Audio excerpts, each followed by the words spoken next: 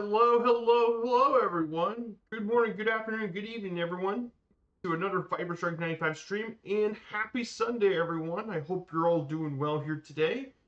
We're back with our National Park series on our Sunday series, our Exploring America's National Parks. And welcome to part 11 of this series. We're here in California. More specifically, we're here in Stockton, California, at Stockton Metropolitan Airport. And today we're here to do some national park flying. We're going to be heading to Lassen Volcanic National Park in Northern California. So before we get started, I do want to say hello to everyone involved. And I hope you all enjoyed the stream. So about Lassen Volcanic, of course. This interesting national park is located here in Northern California. This national park is extremely unique for all of our national parks.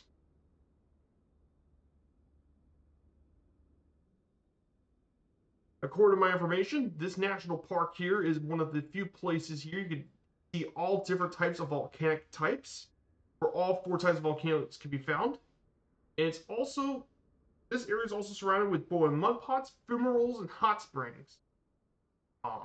Very interesting park in general, of course. Very interesting area. So that's where we're going here today. I need to update some of this stuff, of course.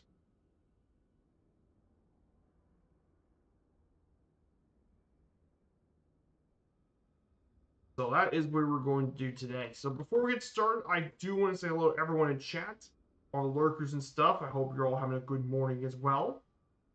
So our flight plan for this morning's stream, by the way,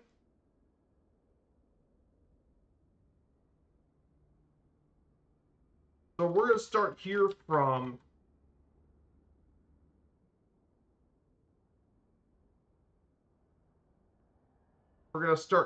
at Sierra Charlie Kilo.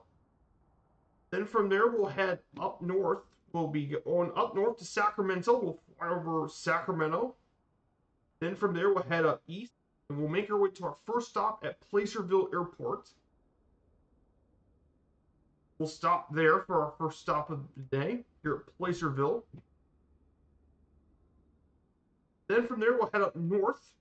We'll head up north through Tahoe National Forest, and we'll make our way over to Gassner Field, to Oscar 1 for stop number 2. And then for the third and last leg, we'll fly over Lake Almanor, and then we'll head up into Lassen Volcanic National Park. We'll explore quite a few of this area, but we'll mainly be exploring Brokoff Mountain, Bump Pass Howell, Lake Helen, and of course we'll make a landing at Lassen Peak. Then from there we'll continue on forward. We'll make our way through the Chaos Crags. We'll land on one of those crags. Then go through Manzanilla Lake, and then finally to our last stop at Shingletown Airport. 0 Quebec 6 is going to be where our last stop's going to be, at Lassen Volcanic. I'll post a link here in the chat. If you want to get to the official National Park website, it will have all the information related to our park. So, we got plenty of stuff going on here today for sure. So, of course, we're taking the Norden today. We are going to land in some pretty tight areas, so I like the Savage Norden. Very reliable plane for it. One of my favorite bush planes, so I'm going to be taking this through our trip today.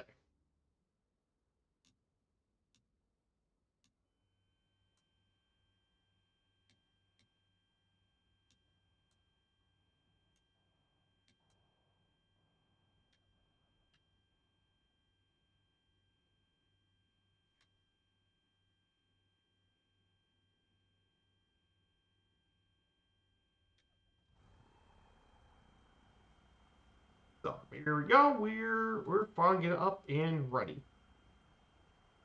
That is where we're going to do this morning of work. So I hope you guys have a good weekend. I know right now where I'm at, it currently snowed a bit. It has been snowing a bit at home. It's probably because we've had some bit of snow.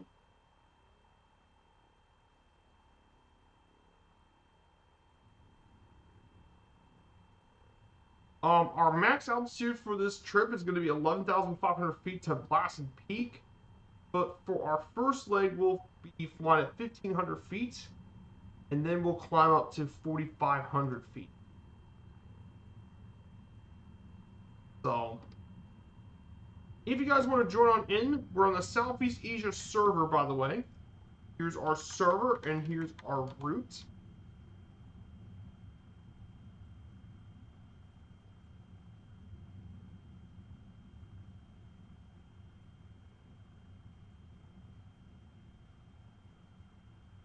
So,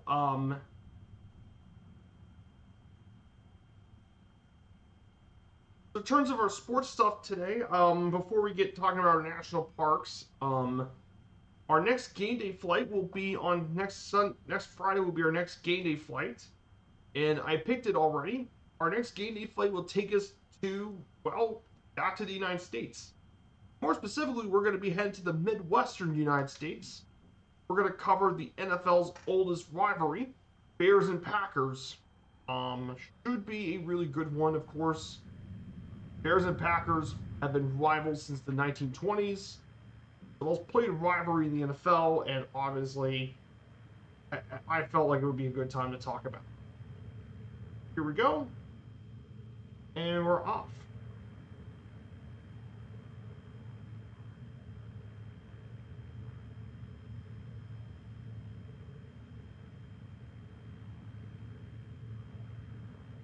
And up. And we're off. Up. Here we go, guys. And we're off. So this here is Stockton, California. Where we're taking off here. So Stockton, if you guys don't know anything about Stockton, of course, this is part of San Joaquin County in the Central Valley. It's actually the most populous city of San Joaquin County, and California's 11th largest city. It's founded in 1849 by Charles Murray Weber. It was named after the Mexican-American War Commodore Robert F. Stockton, and the first community in California to not have a name of Spanish or Native American origin. And it was built during the California Gold Rush, to allow for easy transportation of the southern gold mines in California. So pretty neat stuff. One interesting thing about this city is its museum. It's actually got a museum of its own here in the state. The Hackney Museum, non-profit art museum, built in 1931.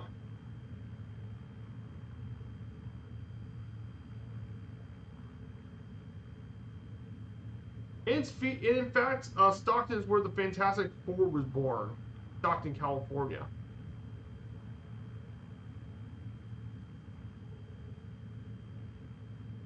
So, pretty neat stuff. This here is downtown Stockton, by the way.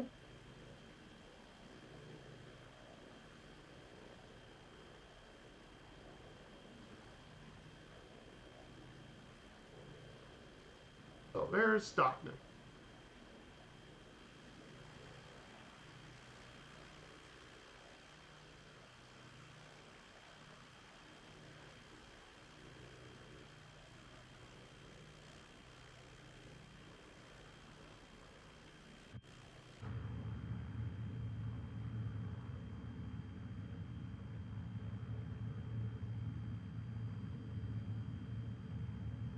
Here we go, and we're going to head over to Sacramento, of course.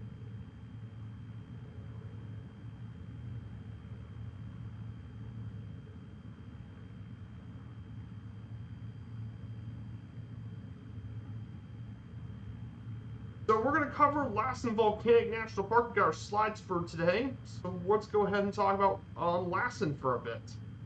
For this leg, Lassen Volcanic National Park, our first one of part 2 of the series. Lassen Volcanic is part of northeastern California. This national park the main feature of this national park is Lassen Peak, the largest plug dome volcano in the world. and is the southernmost volcano in the Cascade Mountain range, which extends from British Columbia to California. So this so it's a very important area. Lassen is one of the few areas in the world you can find all four types of volcanoes: plug dome, shield, cinder and stratovolcano. Now the difference between each of these volcano types: plug dome, which is what Lassen Peak is basically circular mound-shaped protrusion, result in slow intrusion of viscous lava. Type of dome volcano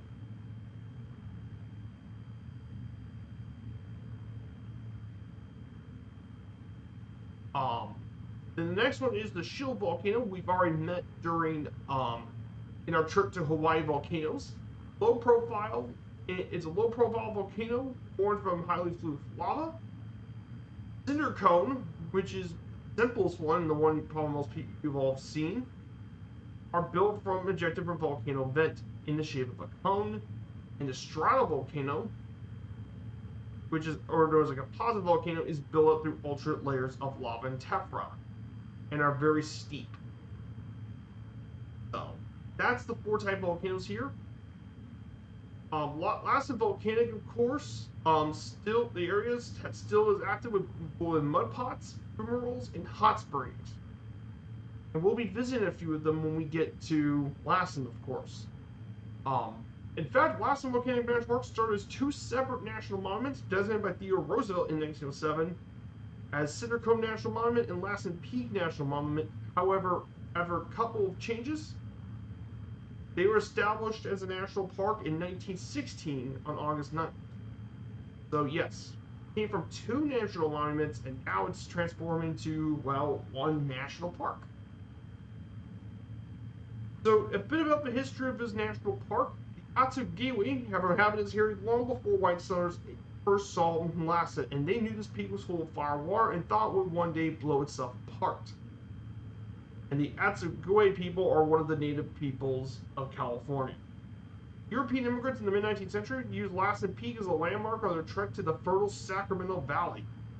One of the guides to these immigrants was a Danish blacksmith named Peter Lassen, the namesake, of course, of the national park, who settled in Northern California in the 1830s, and it was named after him.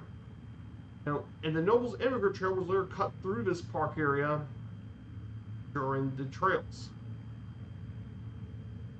Of course, there were a lot of newspaper reports recounted by witnesses from 1850 to 1851, described seeing fire thrown at terrible height and burning lava running down the sides of Cinder Cone. As late as 1859, a witness reported seeing fire from the sky from distance to eruption.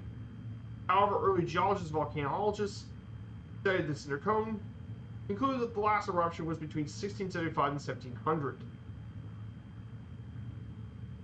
Of course, one interesting thing about Lassen Volcanic was this area was first protected in 1907 as Lassen Peak Forest Preserve. Then later, the Lassen Peak and Cinder Cone were then part of national monuments in May 1907 by President Theodore Roosevelt. Of course, starting in May 1914, lasting 1921, a series of minor eruptions occurred at Lassen. Events created new crater release, lava, and a great deal of ash. However, thanks to many warnings, no one was killed, though several houses were destroyed. Eventually, later on, in 1916, Lassen Peak, Cinder Cone, and the area were declared a national park on August 9th, 1916. Of course, they built the main park road. Between 1925 and 1931, they built the main park road, and it makes it the highest road in the Cascade Mountains, as it reaches around 8,500 feet. In 1974, the National Park Service took the advice of the U.S. Geological Survey and closed the visitor center and accommodations at Manzanita Lake.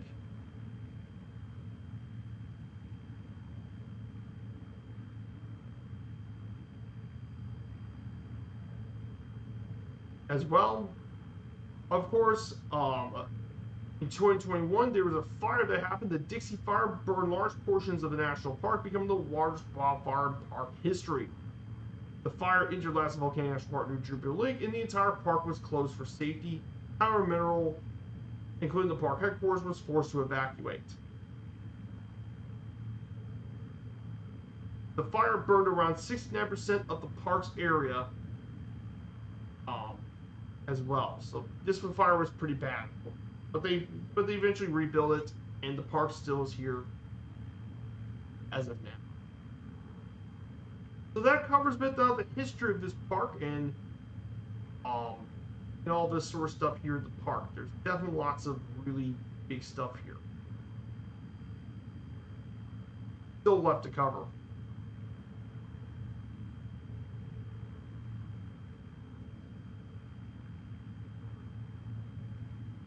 So definitely pretty important stuff here, of course.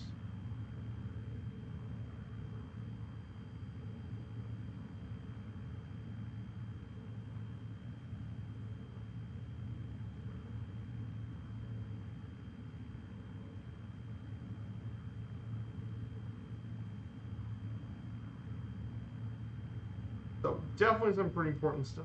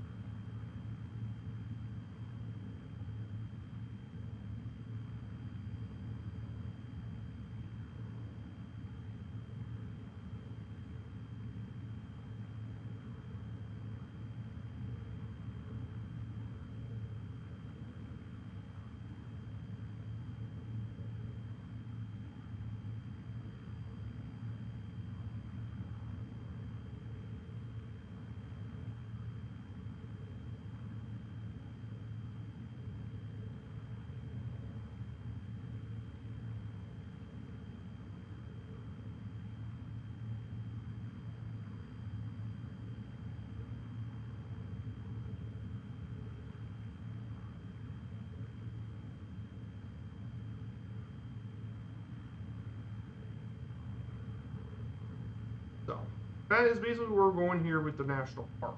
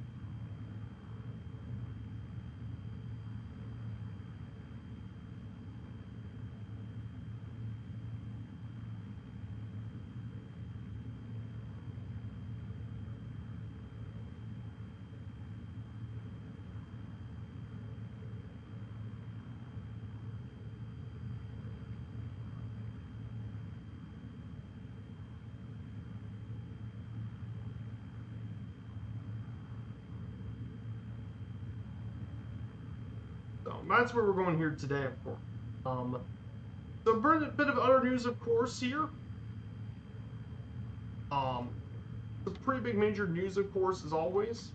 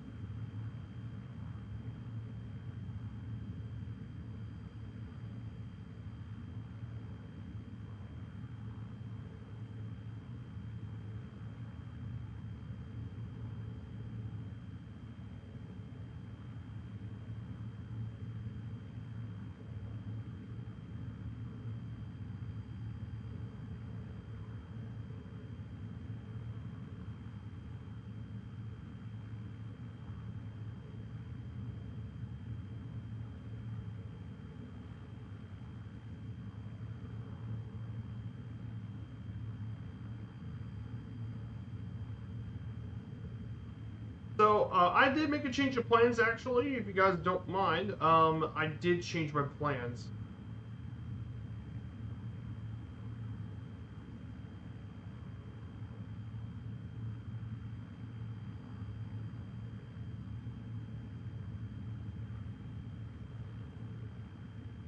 So I did make an alteration to the plans, of course. Let me go change back the stream title, of course.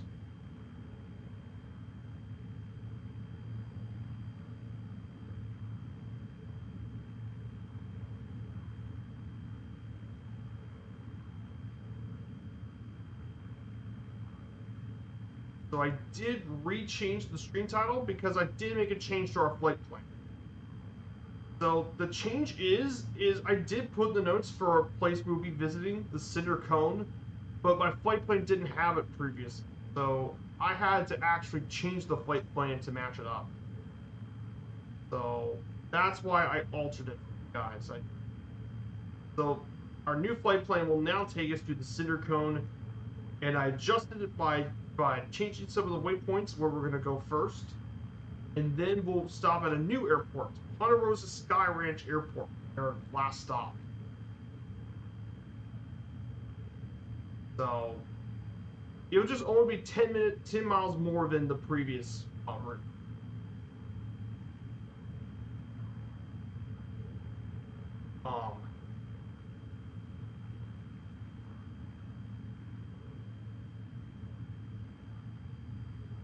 So as you, of course, all know about Sacramento, of course, it is California's capital city of Sacramento, capital city of the state.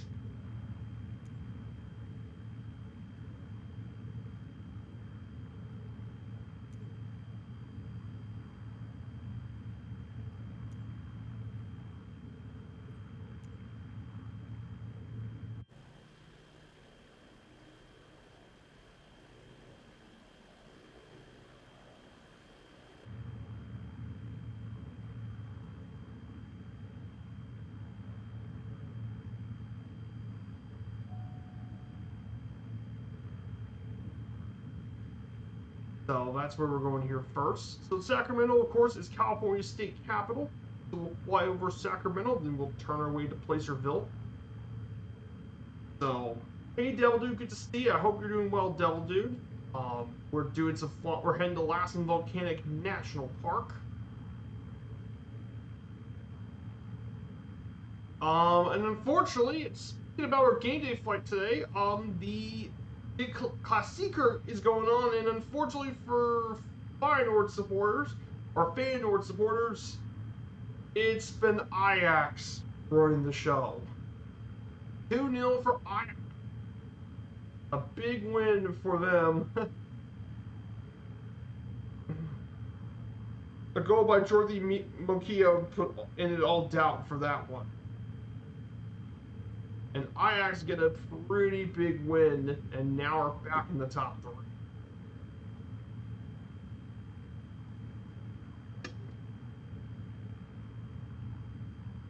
So, sorry about that.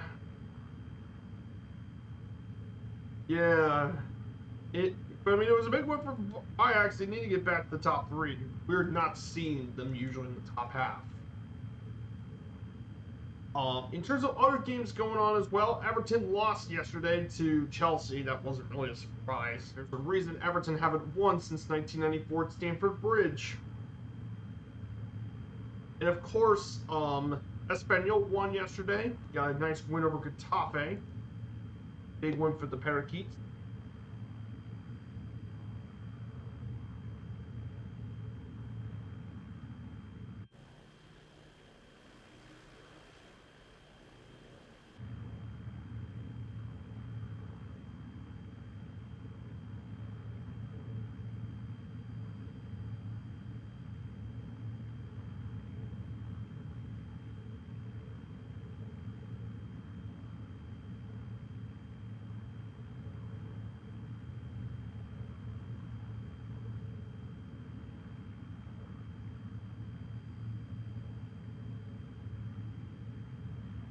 So definitely some pretty interesting stuff going on as well.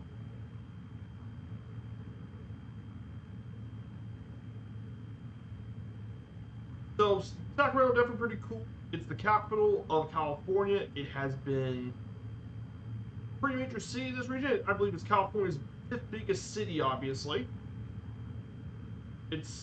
Or I think it's the sixth most populous city, trailing LA, San Diego, San Jose, San Francisco, and Fresno. 2.6 million residents in its metro area. It's home to many museums, including the Crocker Art Museum, the oldest art museum west of the Mississippi, California State Museum, State Railroad Museum, the Governor's Mansion Historic Park, and of course, it's also got its movie festivals and stuff. And it's a pretty well-known area for rock music. Deftones, Papa Roach, and more have been from Sacramento.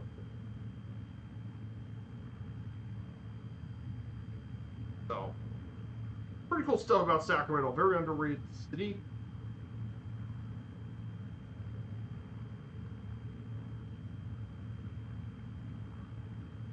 So we'll fly over to the California State Capitol, then we'll climb up to 500 feet.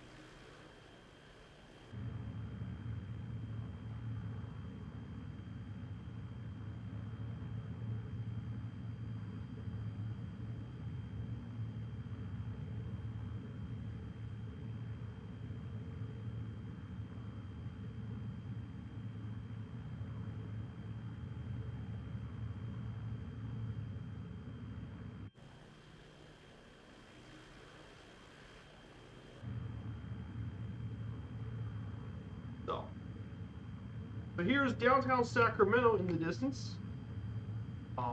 There's downtown. Then from there we'll turn right and we'll head on back.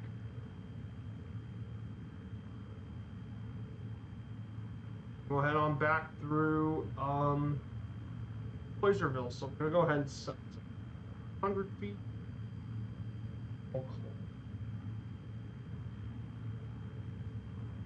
We'll talk about next about the geography and geology of this area and the climate. We'll talk more about those two things when we get to Placerville. So important stuff this week. Later today, Two-Toe Murphy will be back on later today. So I doubt we're gonna rate him, but we will watch the Murph himself. But great dude, love his stuff, been a big fan of his for years. Very active in his community. Check him out. Great guy.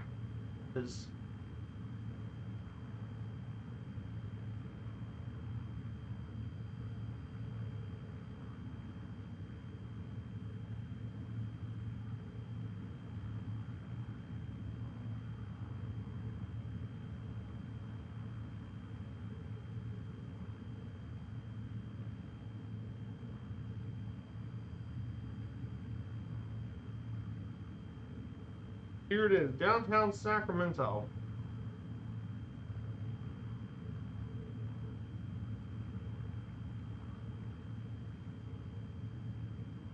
Here's downtown Sacramento. We're going to go ahead and here's downtown, state capitol. We're going to go ahead and turn.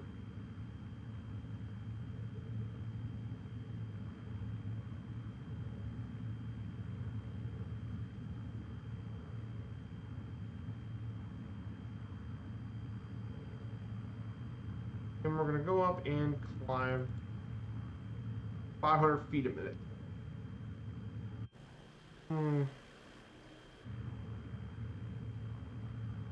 So let's go ahead and talk about our next slide. Part 2 Vision Jet on Air Christmas Challenge. Yeah.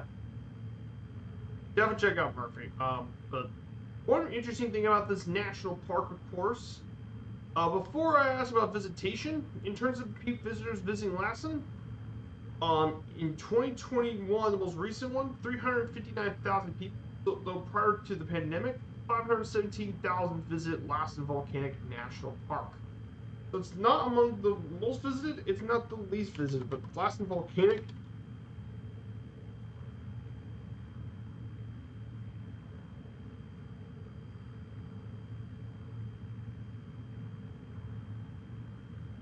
It says here That Lassen Volcanic National Park sees around 400,000 to 500,000 a year. So not too many visitors, but more than some of the other national parks. But the unique thing about this national park is, of course, its geography and geology. The western part of the park features great lava pinnacles, huge mountains by huge lava flows. Um, of course, jagged craters and steam sulfur vents cut through by glaciated canyons and threaded by lakes of rushing clear streams. If you ever visit the eastern part of the park, it's a vast lava plateau with more than 1 mile above sea level. You can find small cinder cones forested with pine and fir. This area is studded with small lakes but boasts few streams. Warmer Valley, marking the southern edge, features hot spring areas, boiling lakes, Devil's Kitchen, Terminal Geyser, and this forested sea valley also has large meadows. Through this, they have wildflowers in the creek.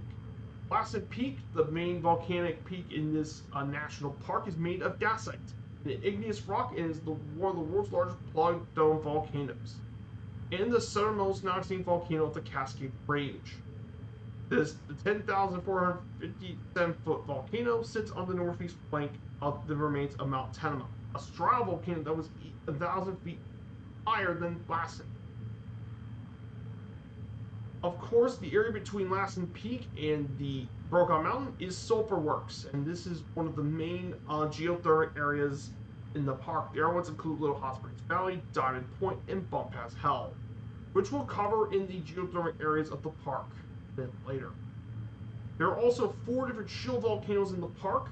Mount Harkness in the southwest corner of the park, Red Mountain, Prospect Peak, and Raker Peak are all volcanoes around 7,000 to 8,000 feet above sea level.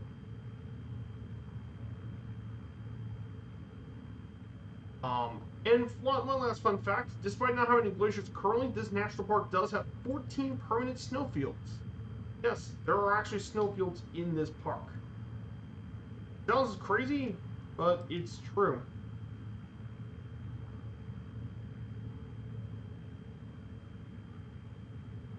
It's about as crazy as it sounds.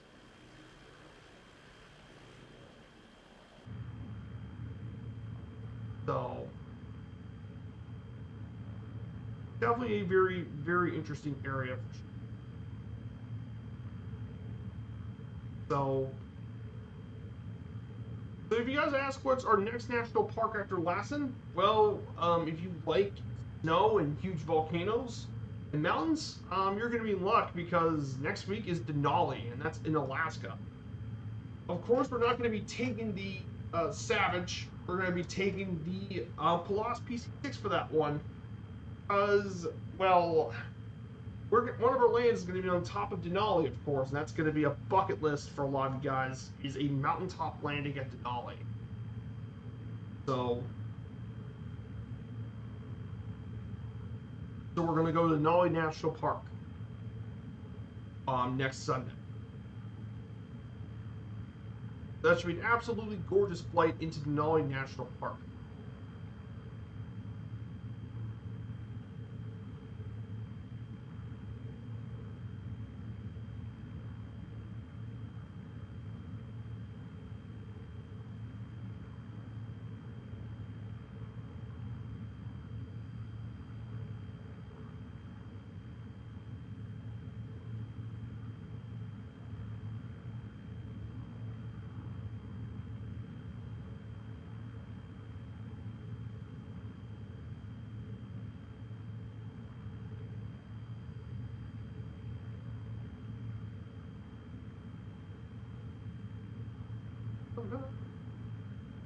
Or actually, no, not 4,500. It was 4.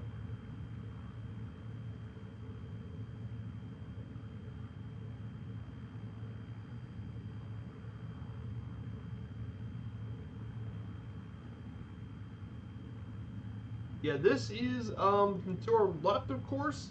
This is Folsom Lake, and Folsom Lake actually stems from the South Fork of the American River. And a lot of this area this was built because this area is actually dammed, or specifically Folsom dammed. Fact. So this area was dammed off. Provide water for the Sacramento Valley to prevent all the flooding that can happen in this region. So that's why they built the Folsom Dam back in the day.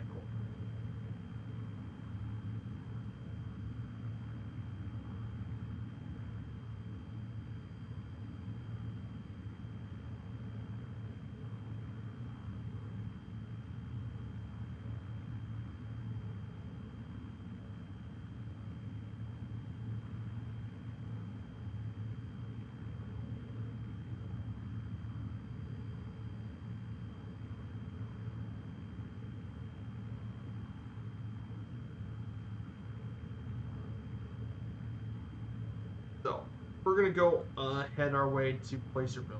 So, and then the last slide for this part of the stream so far, we're going to be talking about a bit about the climate of this national park. In terms of climate here in this national park, it has a Mediterranean influenced warm summer humid continental climate. Since the park is located at medium and high elevations, the park has generally cold winters and warm summers below 7,500 feet. Above this elevation, the climate is harsh and cold, with cool summer temperatures. Precipitation within the park is high to very high due to the lack of rain shower from the coastal mountain range. So as a result, this park gets more precipitation than anywhere else in the Cascades, south of the Three Sisters mountain range. Snowfall at the new visitor center near the southwest entrance is around 430 inches.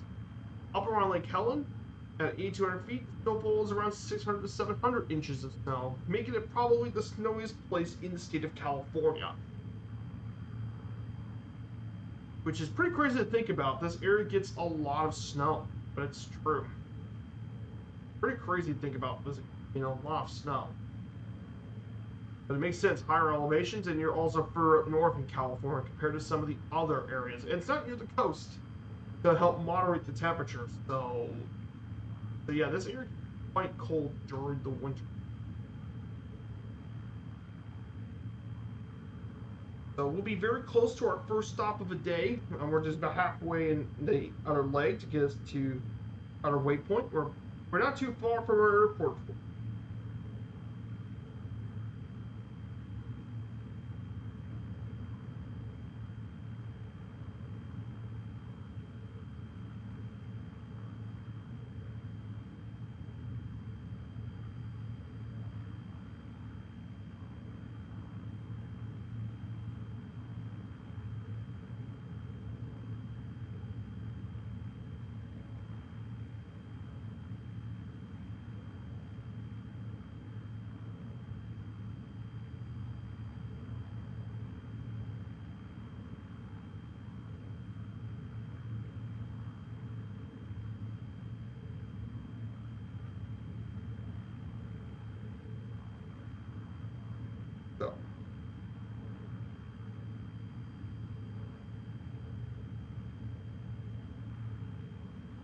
So we're going to be heading to our first stop soon.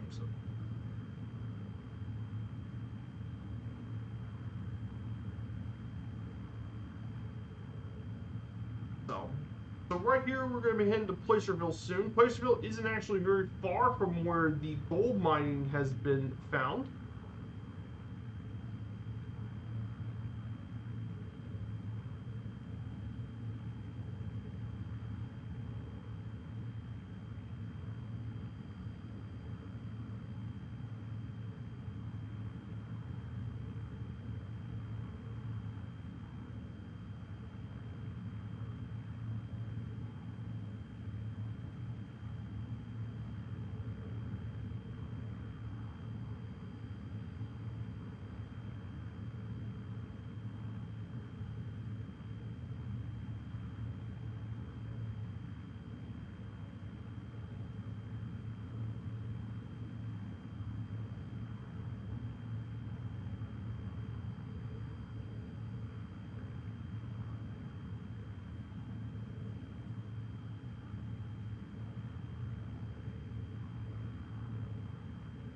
So in terms of other stuff going on here today, as well for the streaming stuff, of course.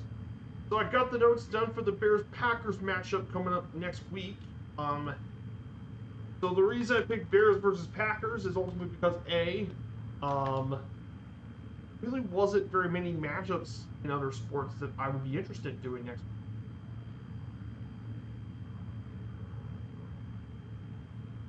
week. Outside of the Bears-Packers game, which is going to be here, there really wasn't any other games I would pick that would be for general aviation. The only other matchups that I could have picked was Everton-Arsenal, but there's a different matchup I have in mind for the Gunners. I don't think I want to do anything in Australia just yet, so I'd rather do... the only other thing that I could have done was Juventus and Roma, but I'm going to wait to do a different matchup with Juventus and stuff. So I ended up picking Packers-Bears, which is fine for this week, of course.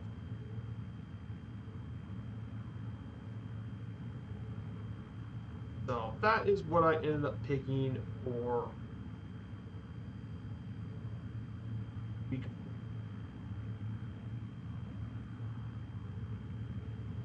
So yeah, we're gonna have our first NFL matchup, and we will have plenty of snow for this one too.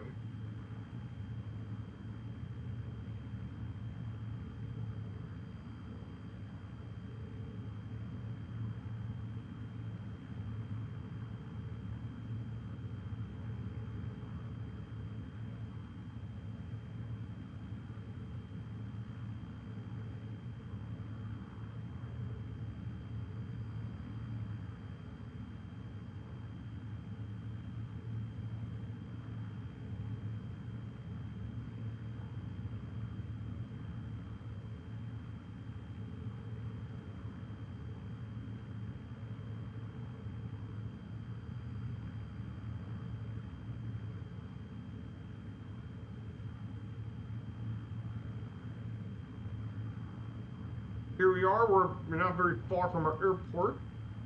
We'll get landing very soon. Then for the next leg, we'll climb all the way up to 8,000 feet. The next leg, of course, as we make our way over to Lassen Volcanic Park.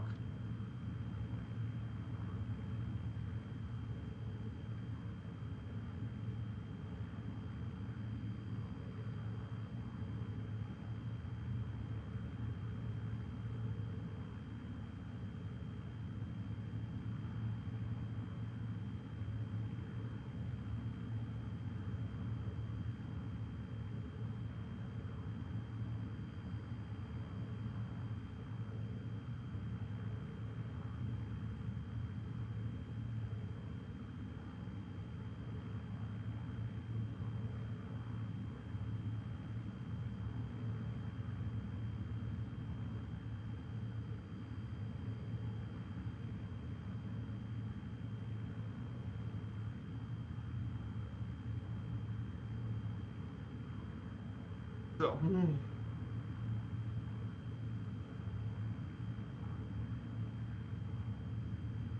we're going to go ahead and prepare for our landing here.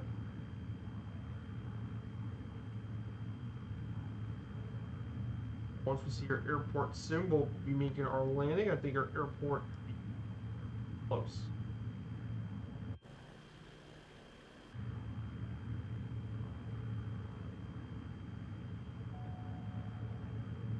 Go ahead and lower the power, and we'll descend to our airport.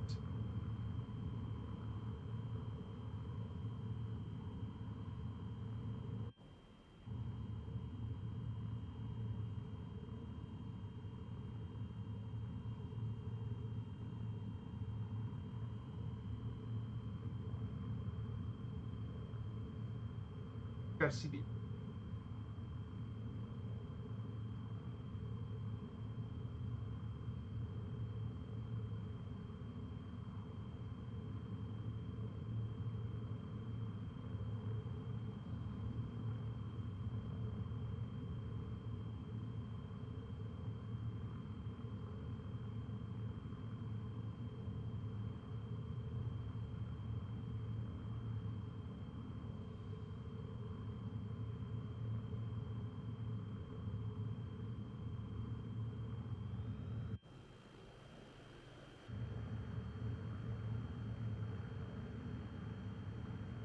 There it is, straight ahead of us is our airport.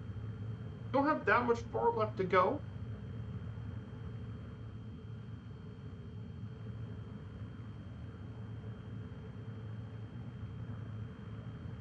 So I do have an idea I was thinking about.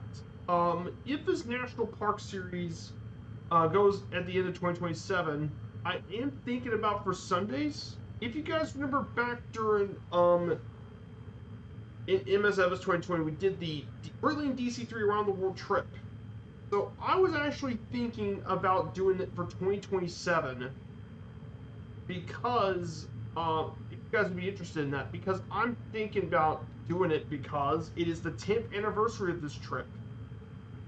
I know Allison did the Amelia Earhart twice around the world since then.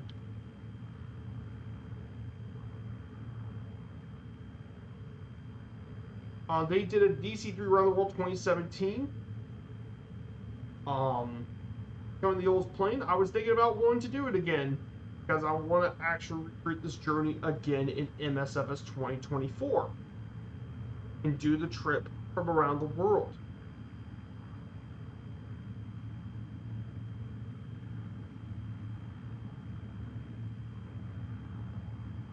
The flight plans and all that stuff would still remain the same, but the difference this time around is ultimately that this time around, this around the world trip would basically be similar to the old one. I'll be using similar notes and stuff, but we'll do it again, of course. If that would be interested, or I would do something else. I was just thinking, take the old DC3 round and we recreate the journey again with the new sim, of course.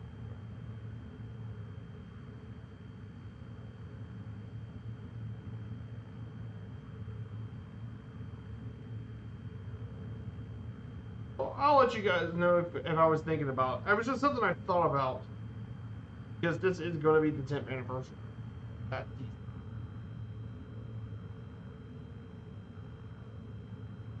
Now, of course, some of these fights are going to be long flights, though, so I do want to warn you, though.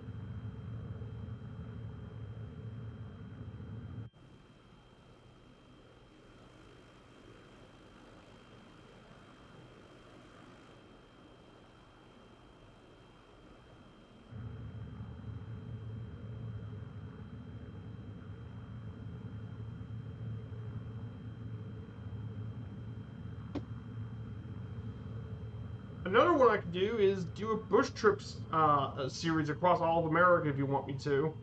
It'll be all bush trips, of course. I think it'll be an all-American road trip. I think that would be pretty fun too. Do some road trip sort of stuff.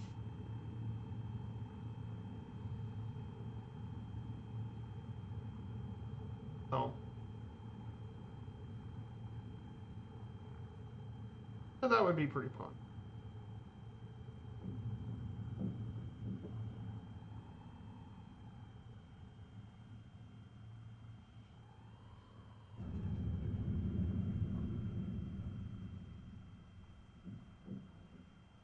There we go. We'll stop here and we'll park. We'll here and we'll wait here for a little bit if anyone wants to join on in. For the Southeast Asian server, exclamation point route will take us to our next route, of course.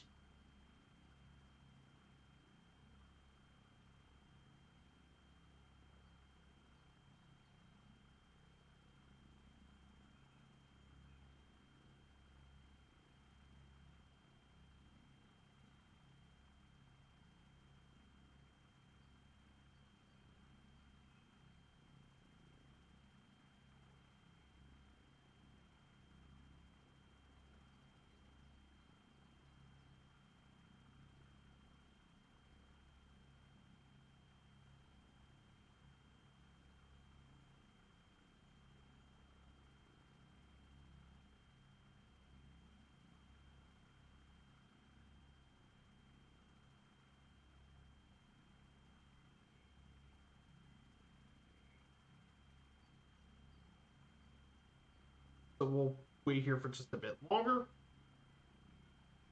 And we'll prepare for our next leg of the stream, of course. In our way up.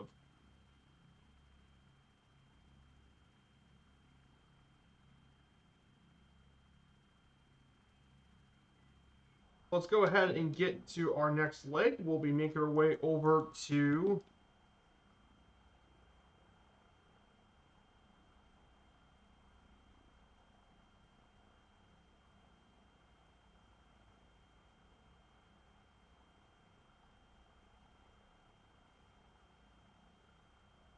and we'll climb up to 8,000.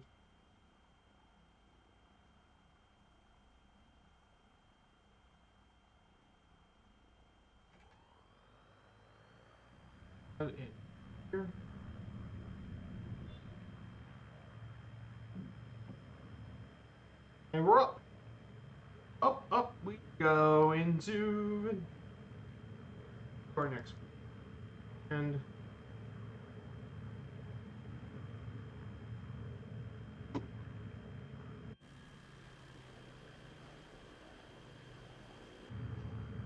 we're climbing up 500 feet a minute. Climb up to 8,000 feet for our next. So we'll talk about the flora and fauna of this park in just a bit as we're climbing up to 8,000 feet.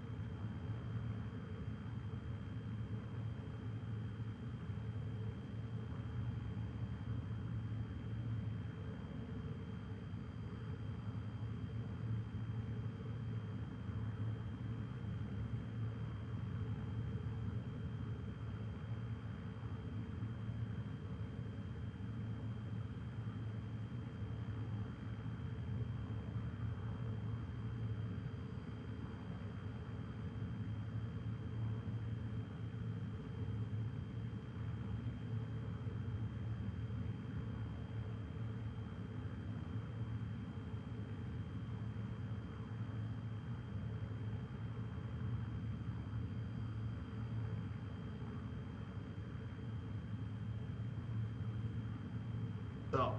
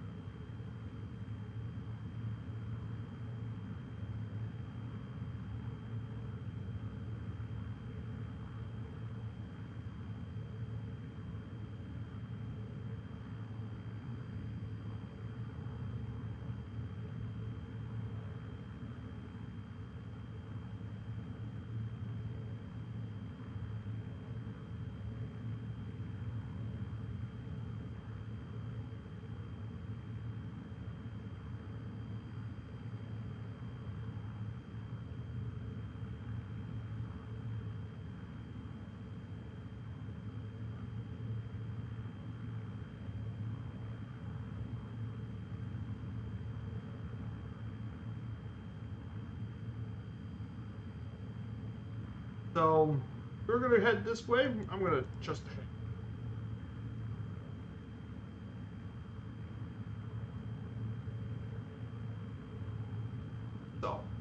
So to our left, we can see the mountain peak that leads us to Lake Tahoe, of course. That's way further east past the mountain range. So let's talk about the flora of Lassen Volcanic National Park. In terms of plants, the flora, according to the potential natural vegetation type, this national park has quite a few vegetation types, mainly with red fir or Avis magnifica, silvertip fir, which grows in this part of the state, with a California coniferous forest vegetation form. Lying at the southeast northern end of the Sierra Nevada forest, Lassen Volcanic National Park preserves a landscape as nearly as existed before Euro-American settlers arrived. Over 27,000 acres of old-growth forest. At elevations before 6,500 feet, the dominant vegetation is mixed conifer forest. You can find ponderosa and Jeffrey pines, sugar pine and white fir form the forest canopy for the rich community that also includes plant species like manzanita, gooseberry, and cianthus. or buckbrush. Wildflowers in this region include iris, spotted coreroot, pyrola, violet, and lupin, are well-known common wildflowers. Above the mixed conifer forest is, of course, the major of red fir. Between elevations of 6,500 to 8,000 feet, red fir, white western pine, mountain hemlock, and lodgepole pine dominate a community less diverse than the mixed conifer counterparts. Other plants include the pine manzanita, woolly mule's ear, which is a type of flowering plant, and satin lupine are some of the plants. And then from 8,000 feet to the tree line, plants are fewer in overall numbers and expose patches of bare ground. Few of the rugged embers include rock spirea, lupin, brush, and penstemon are here. Are mainly the main type of plants living in this part of the national park.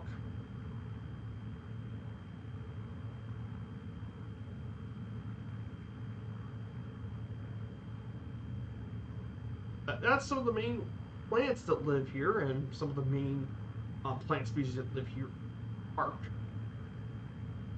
In terms of the different animals that live here too, in terms of wildlife species, you can find all sorts of, mainly in the forest areas, you can find black bear, red fox, mule deer, marten, cougar, brown creeper, a variety of different chipmunk species, raccoon, mountain chickadee, pika, many various squirrel species, woodpeckers, coyotes, bobcat, weasel, few mice species, long-tailed salamander, skunk, and a wide variety of bats.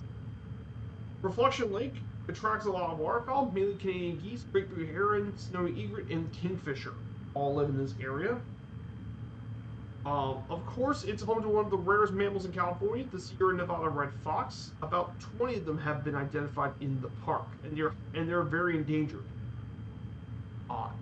animals. Of course, they did a wolf repopulation of this area in 2011. Originally from Oregon, came to the park.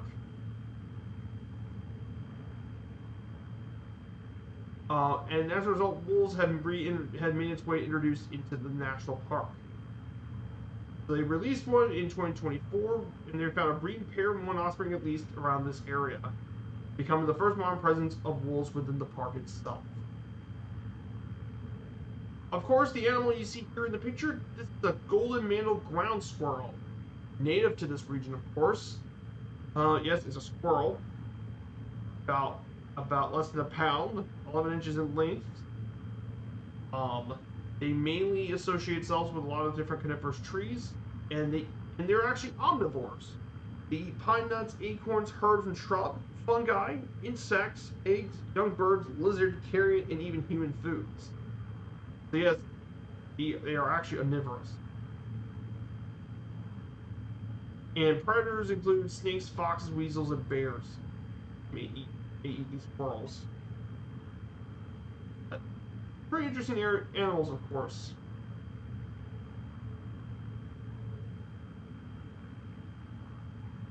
So that's probably what we're coming with the animals, of course, this national park.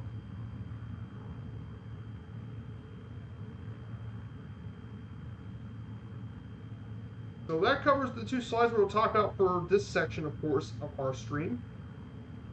And covered for that as well.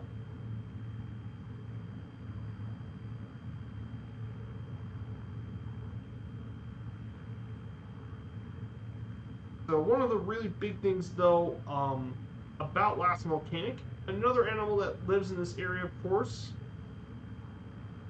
are the North American martens. They're part of the mustelid family, they're part of the weasels. It is confused with the fisher. However, martens are lighter in color and they're smaller than a fisher. And they're omnivores, but they mainly feed on small mammals like voles.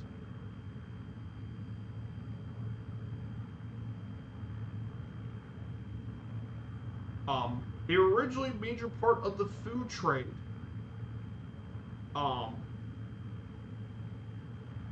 In fact, they were once depleted until after the turn of the century by trappers. However, populations rebounded, and as a result, they're no longer one of concern.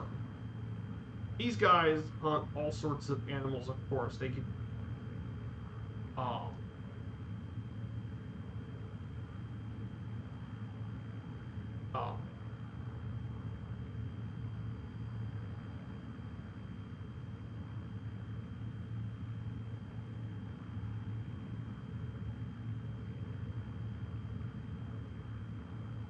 But they mainly eat a lot of small wolves, but they're omnivores. They eat all sorts of stuff. They're pretty cool little animals there, though, too. Like I said, there's a lot of really cool animals to learn more about.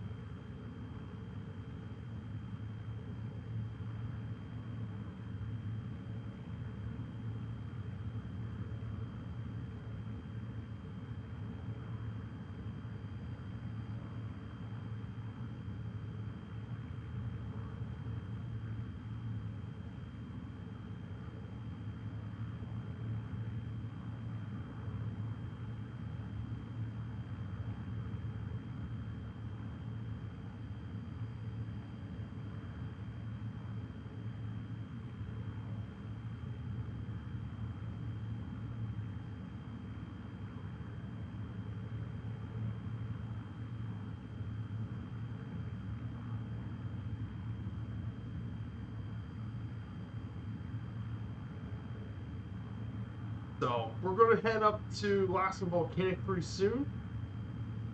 So we're about to hit Tahoe National Forest here. Should be some gorgeous mountainside views here. Arrive at the park, of course. But beautiful area here today. The conditions are perfect here. So the thing I want to ask you guys about my streams and stuff. I know we stream twice a week. So I'll probably look for the next couple of game day flight suggestions, of course. In this series, obviously, I'll probably work on game day flight stuff, see what more ones are on the way, and I'll pick which one.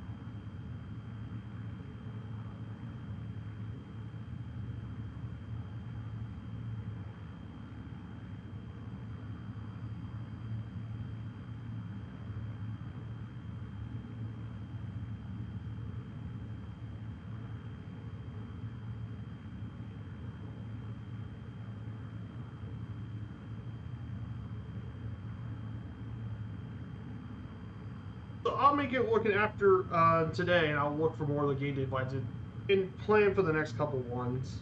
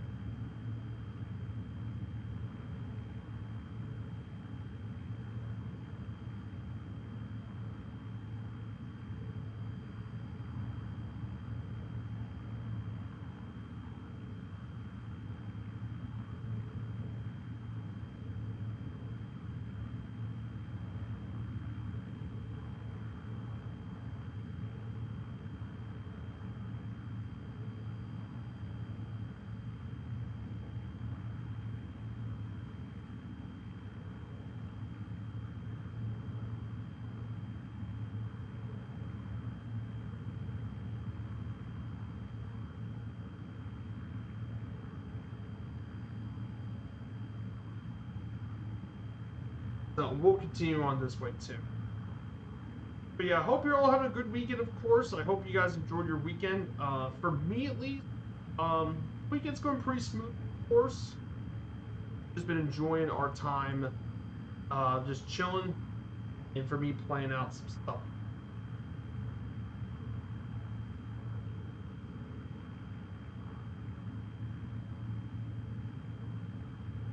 So we're doing pretty good here.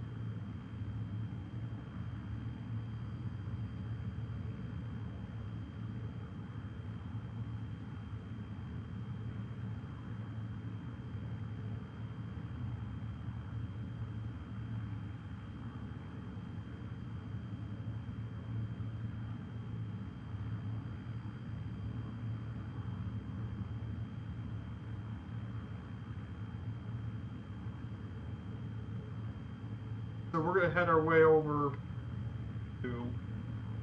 Well, this is Tahoe National Forest. This is part of the area just northwest of Lake Tahoe, one of the national forests here in California, of course.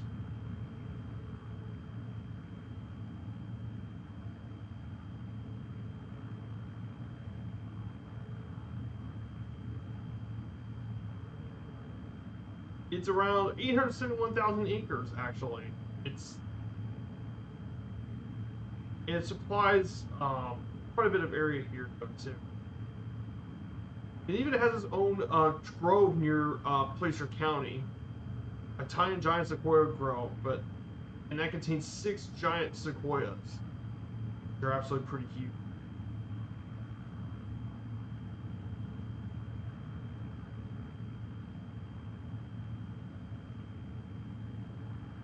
But really cool stuff, though. Tahoe National Forest, definitely a beautiful landscape.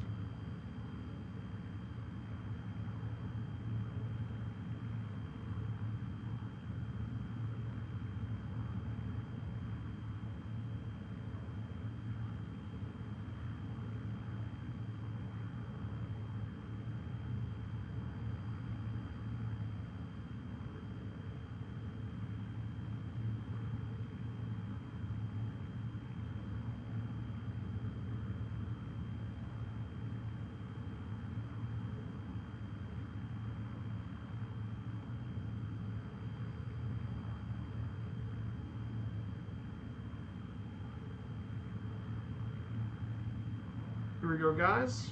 We're just about past halfway through our second leg.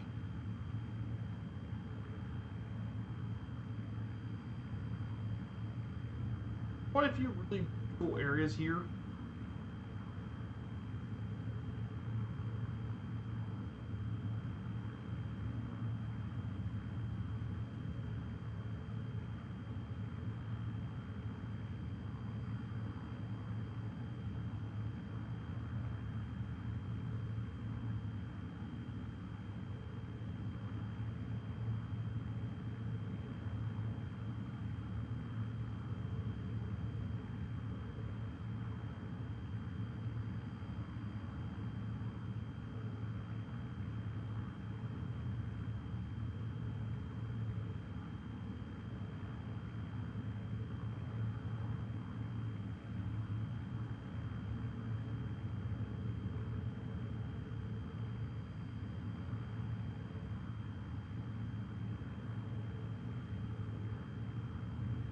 So definitely some pretty big stuff going on as always. In terms of other scores today, the Premier League stuff happened. Forest beat Spurs 3-0. So Spurs lost last week to Everton, and then they beat us 3.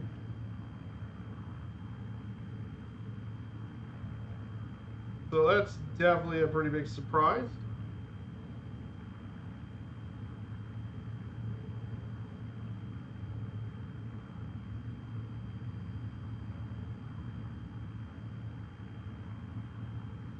So, yeah, Spurs got crushed. Sunderland beat Newcastle in the Time War Derby. This would have been the other game I would have picked. Sunderland beat Newcastle.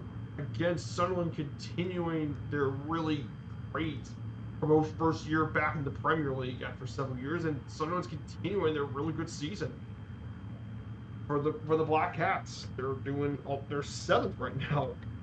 They're doing really well this year. Sunderland have been overperforming this year. Crystal Palace got and then Aston Villa beat West Ham again, and they're now just 1 point behind Manchester City. Man, Villa's been unbelievable right now. Not surprised that Aston Villa's been crushing it. Italy, AC Milan has actually drew against Sassuolo, the newly promoted side. Not a good game performance for AC Milan today. And Fiorentina still hasn't gotten a win all year. They're among the winless clubs, along with Wolves as one of the winless clubs that can't even seem to get a win. And then Udinese just beat Napoli. So at least Milan fans can rest easy that Napoli lost. And the draw actually put Milan ahead of Napoli. So, pretty big stuff in Serie A. Who knows if Inter wins, they probably leapfrog both of their competitors. Pretty big stuff in Serie A for the Italian league, of course. In Spain, Sevilla beat Real Oviedo 4-0. Ouch. Yeah, if you're a Real Oviedo fan, ouch. In Celta Vigo and Athletic Club are also even at the half, 0-0.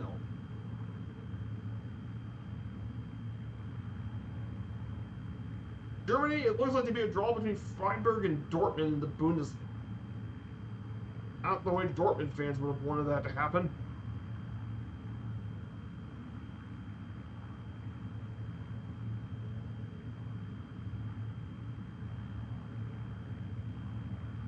And of course, in the Netherlands, yeah, Ajax just beat Feyenoord. I know Delby wasn't very happy about that. Beat Feyenoord, beat like that by their hated, bitter rivals.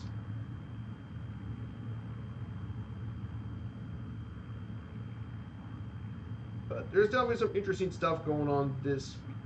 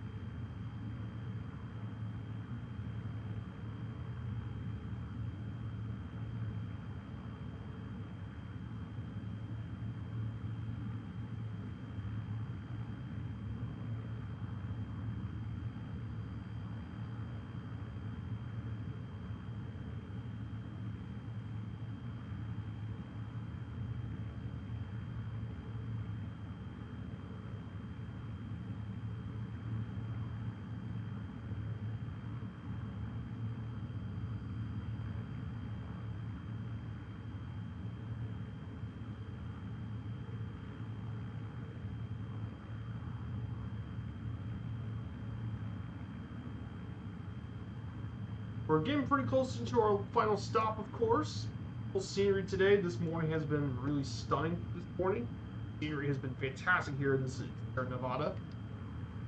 We're getting pretty close to our second stop here at Gassner Field. Getting there pretty closer.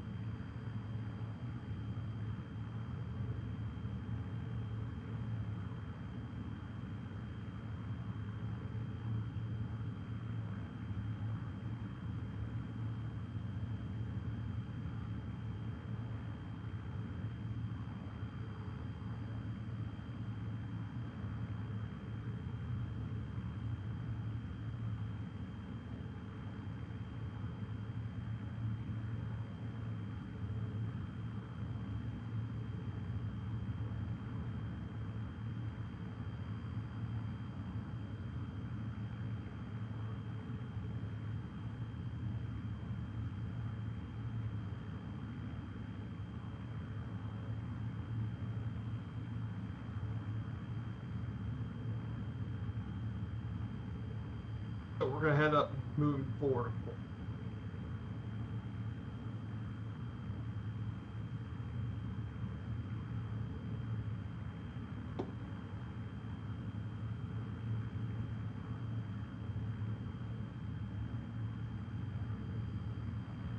We're gonna head. So we're gonna. I'm gonna be looking at the calendar a bit.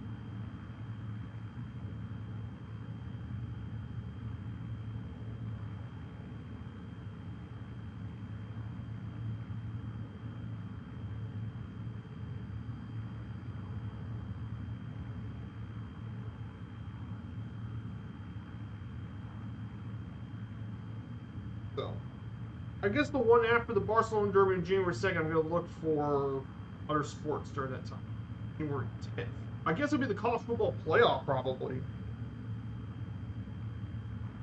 So, whoever plays in the Fiesta or Chick-fil-A Peach Bowl is going to be here.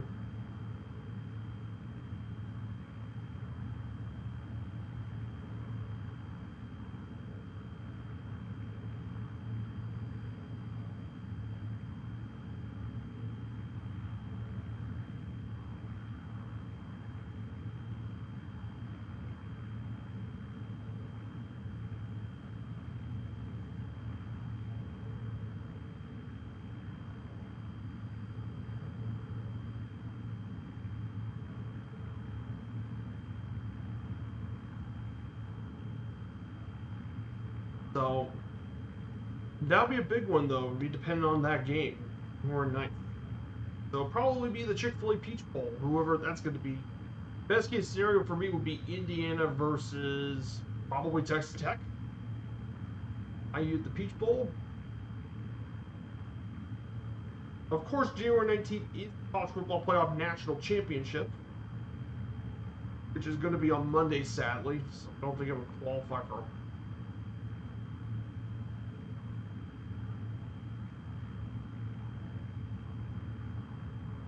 And even if that was the case, I'll be gone by then. Oh. I'll be gone by then.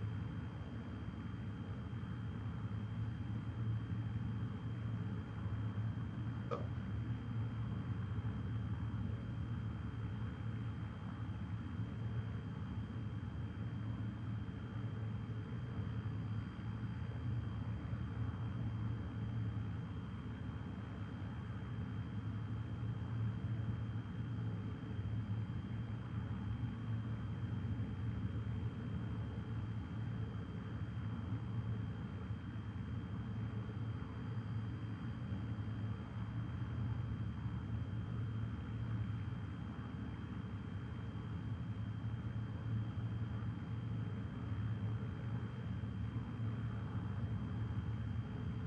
So we'll be going down for our next stop. Gasper Field will be right ahead of us.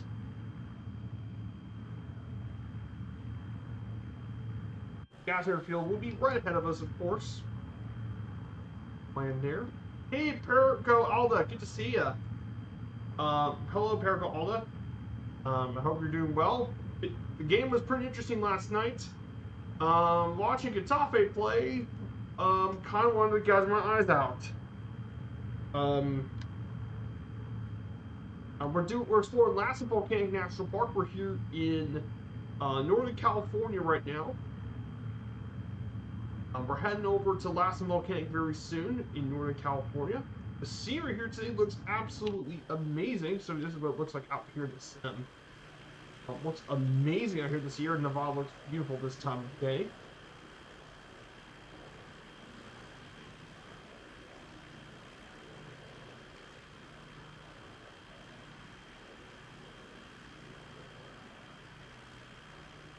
So, beautiful scenery here, of course.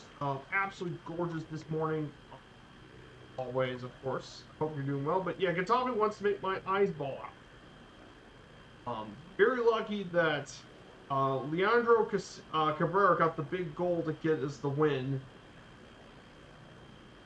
Cabrera got the big win for us, and that's 4 straight wins for Espanyol. The Parakeets are now 4 in a row of wins. It's easily been the best run, and in over 20 plus years. Crazy thing.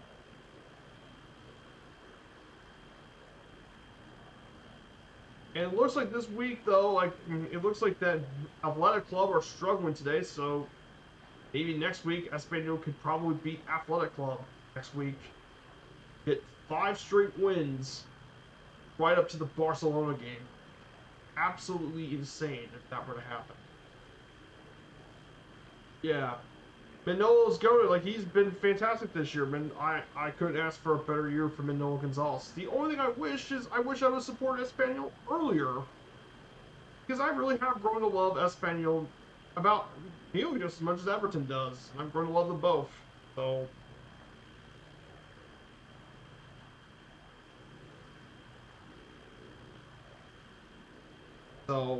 But yeah, Manolo's played amazing this year. His management has worked wonders for this club. Really overperforming this year. We've been overperforming. He's made the most of the squad. So I'm very happy with that. We'll be making our way very soon.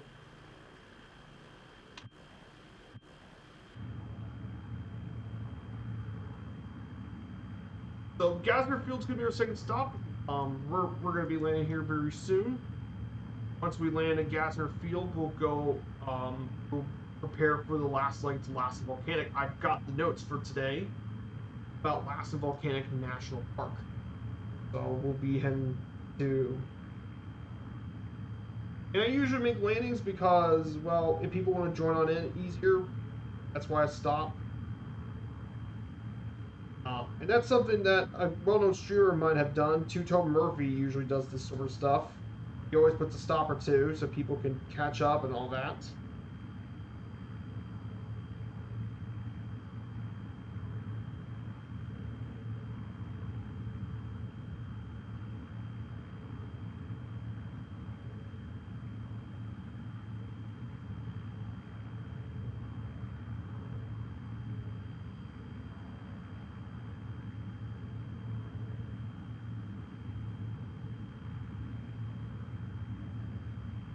So, obviously. Oh, sorry about that, Paragalda.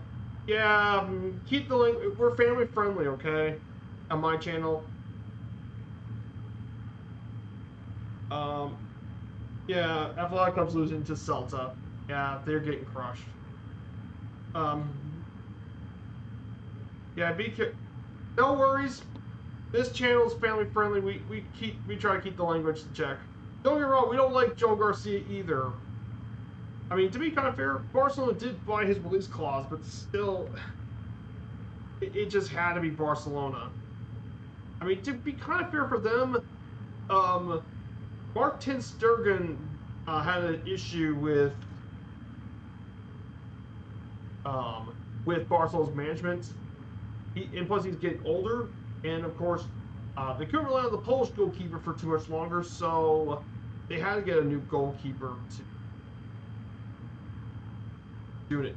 That's why Joe Garcia got brought in.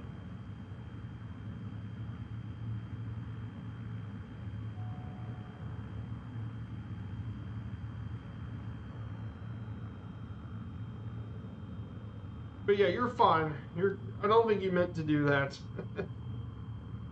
So we're gonna be landing here at Gasper Field. Beautiful airport. The reason I do general aviation over the airliners, by the way, is because obviously I've been a GA sort of guy for almost 5 years now. And general aviation, I just love it. Like, this simulator has such great natural scenery and stuff. You can fly general aviation, explore all the stuff. If it's something Microsoft Flight Sim shines, it's definitely the landscaping, the scenery and stuff. And GA lets you soak it all in and enjoy the scene. Don't get me wrong, though. There are times I absolutely love flying the airliners. If I'm doing virtual airline stuff, I fly the airliners for those sort of things. But for most of my flight simming, it's with these small planes. Love this one. But one of the really cool things, though, about this simulator is, of course, it's the real world's modeled in it. It's 1-to-1 scale. Real world is modeled into the simulator. So you can fly anywhere in the world. And you can fly right here in Northern California, for example. You could, want to fly in Europe. You got all of Spain you can visit. I've flown to many places in Spain, very beautiful area. Germany, Switzerland.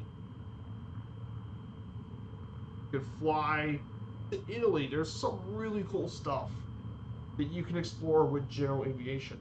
So, like I said, in this simulator, the world's the oyster. So that's why I love doing general aviation. And there's so many really great content creators out there too, by the way. Of course, the one I follow the most is Two-Tone Murphy from Ireland. Really funny, hilarious, but very genuine guy. Him and his community are top tier. They're probably the best flight sim community I've ever worked with. In fact, he was the one who got me into the whole streaming stuff to even begin with. Murphy and his crew are why I'm here streaming today.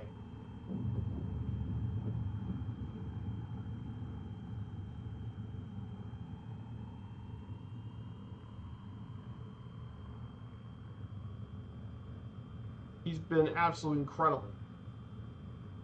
There's a lot of other people out there too. That's why I enjoy this sort of thing.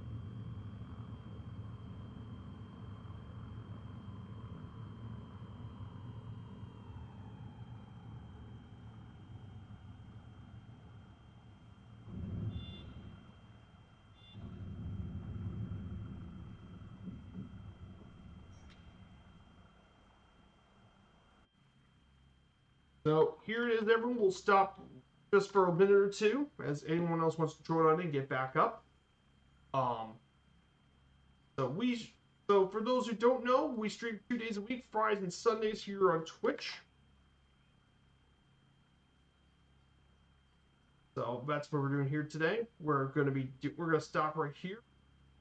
Oh yeah, and I also need to change my route. Route airport, I changed it during the middle. Stream bot.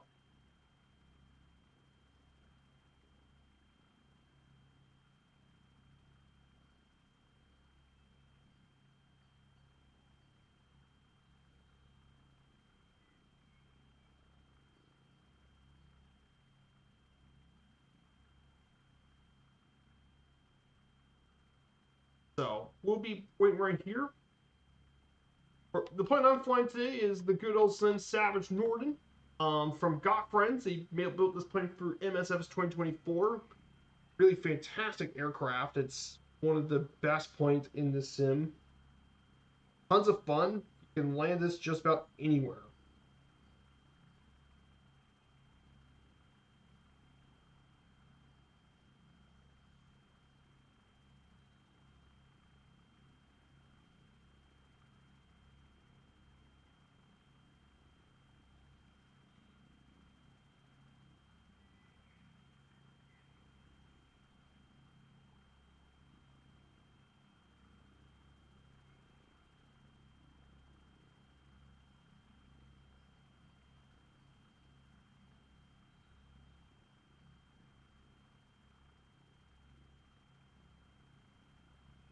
So we're going to go ahead and prepare for our third and final leg of the trip. We're going to head our way over to Lassen Volcanic National Park.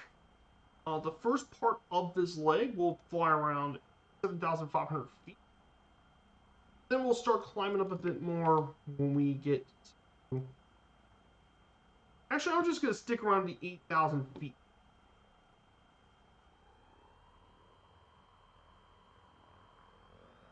I'm going to stick around the 8,000 feet mark because it'll still be enough we can clear over all the stuff. So, like I said, we don't need a runway with this thing.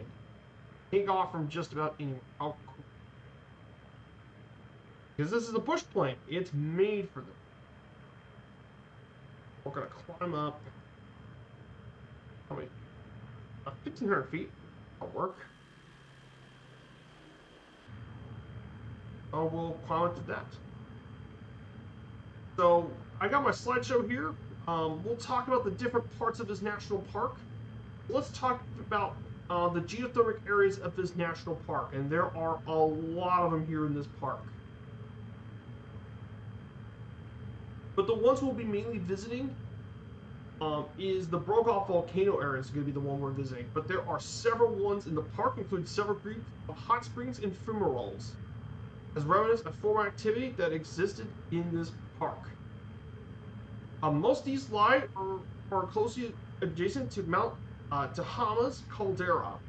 And the most spectacular of these is a place called Bump Pass Hell.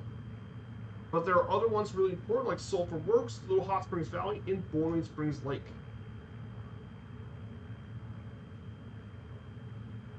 In each thermal area, the highest temperature of water is generally around the boiling temperature of the altitude of the spring. For example, at Bump Pass Hell, they can go up to a massive 198 degrees Fahrenheit, or 92 degrees Celsius, in 191 degrees in the northwest flanks of Lassen Peak.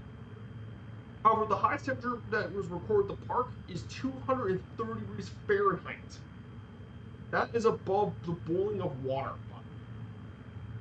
Now, spring activity varies with water supply, of course. Abundant water results in clear springs during summer. However, as the season progresses, the water supply decreases. Springs change to more turbid, warm pools, fiery mud pots, and steam from. And the gas from the hot springs are mainly composed of steam and carbon dioxide. And these react with the water around the rocks, react with the rocks around the springs to ultimately form opal if temperature and acidity are high, or kaolin if they're low. So there's a lot of really big geological areas here. But Bump Pass Hell is the most spectacular one of all. And it spans 16 acres. And it has hot springs, fumaroles, and mud pots. It's because it's part of Mount Tehama's main vent. So it's named after a cowboy early settler of this area, Kendall Van Hook Bump Pass. And he discovered this feature when he did a mine claim of the year. Apparently, he broke through the thin crust above the mud pot, and his leg was badly scalded and had to be amputated. That's why it's called Bump Pass Hell, for that reason, because of that as well. And the picture here you see on the slide is actually from this feature itself. It is very spectacular. You can see all sorts of springs and stuff. And we'll be landing around this area too. There's also Devil's Kitchen, which are so acidic they have eaten pits and holes in the bedrock at Devil's Kitchen. Boiling Springs Lake.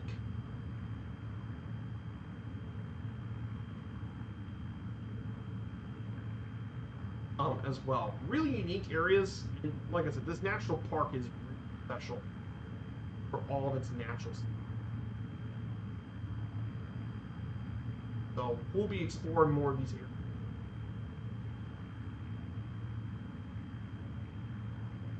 Now we'll get a chance to visit one of these when we check out Bump Pass Hell.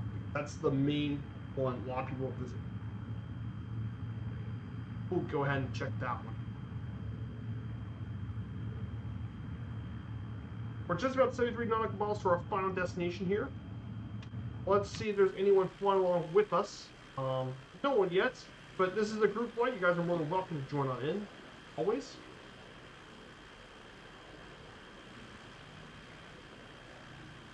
Booyah, booyah, let's go.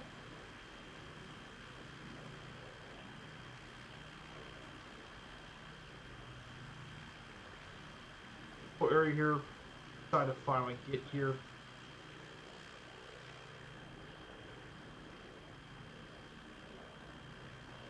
But once we get through the lake, we'll talk about one of the most iconic landmarks, the Cinder Cone. We'll talk about the area that actually first became the National Monument.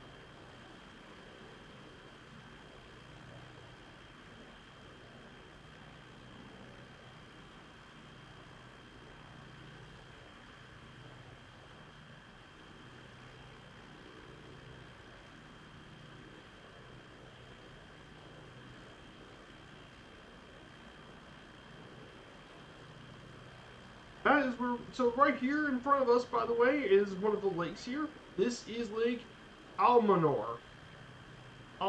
Almanor. Gonna be is one of the lakes. Guess the sun's kind of out this morning.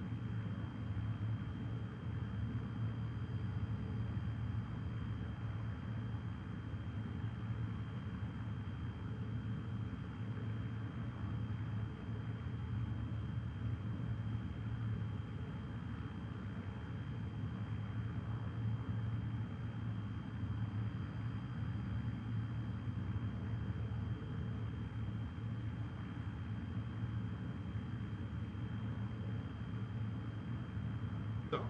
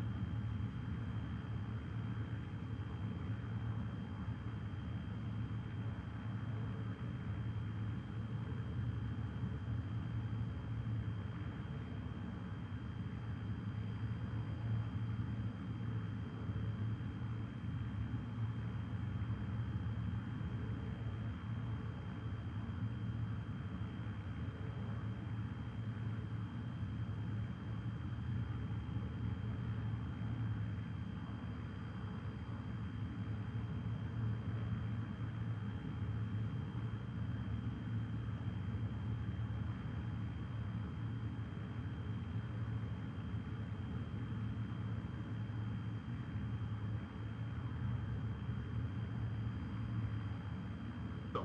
Now we're going to talk about the thing that finally made this area into a national park. We're going to be going over Cinder Cove very soon. So we're going to climb it to another 1,000. Hard to see because of the sun there.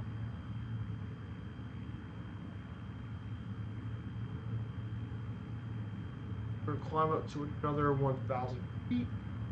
We're going to talk about Cinder Cone and the fantastic lava beds here. This area here is part of the national park located 10 miles northeast of Lassen Peak. It provides excellent views of Brokaw Mountain, Lassen Peak, and the Chaos Crags. This cone was built to a height of 750 above the surrounding area and spread ash over 30 square miles. Then, like many cinder cones, it was snuffed out when the several basalt lava flows erupted from its base. And they were called the fantastic lava beds, spread northeast, southwest, and dammed creeks. First creating Snag Lake, then Boot Lake to the north.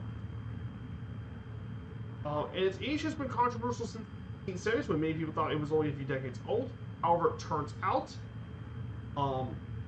according to Geological Survey scientists, they said the cinder cone was formed actually pretty late, 1650s in fact.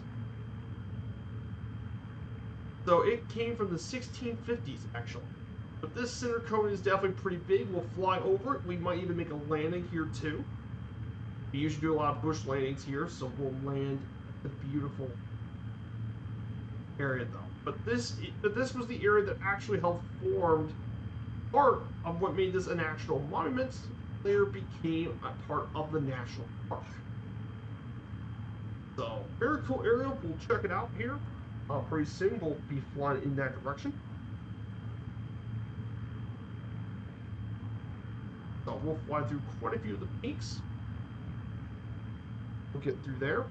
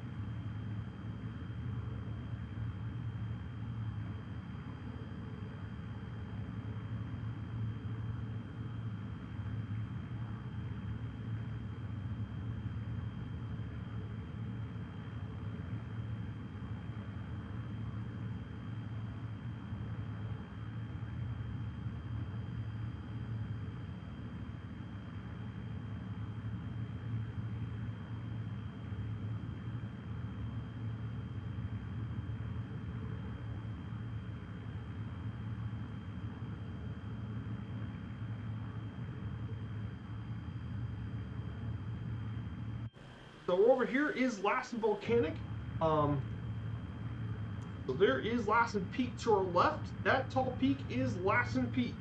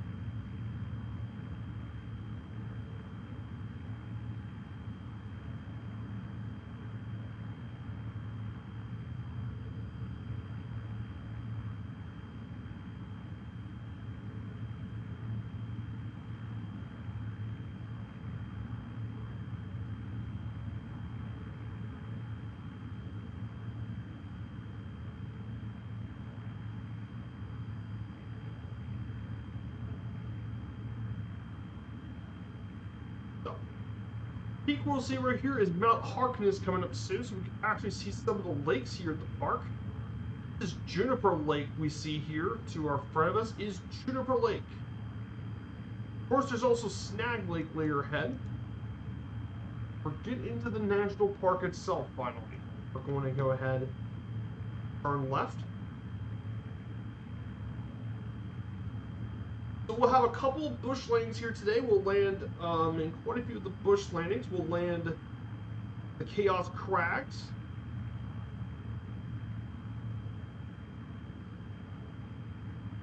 We'll land at the Chaos Crags. We'll land in Lassen Peak.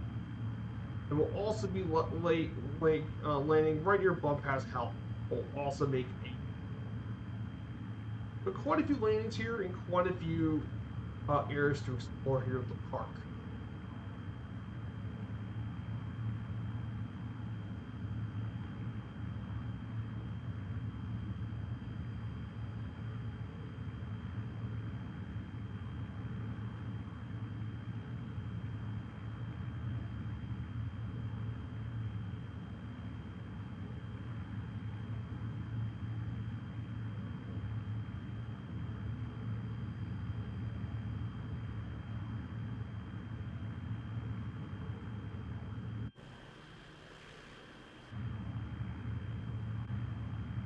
Now we're finally in the national parks. Finally see some of this here. This would be a really good shot. Here in the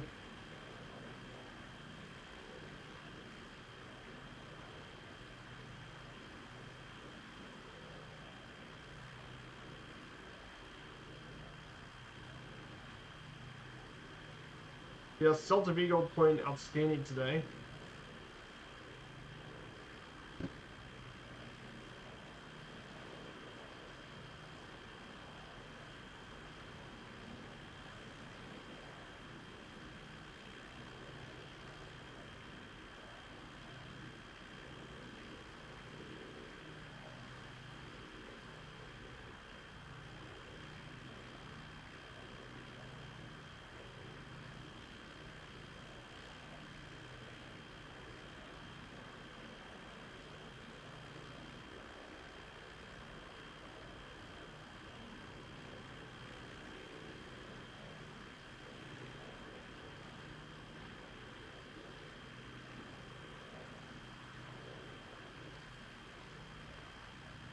Beautiful scenery here this morning here in Lassen. About to make our way to the center cone. So we can actually see some of the volcanic fields out here, of course. So from right here, this is Snag Lake, one of the volcanoes made from the cinder cone. Cinder cone. So right ahead of us is the volcano field, are the lava fields. Here at the park.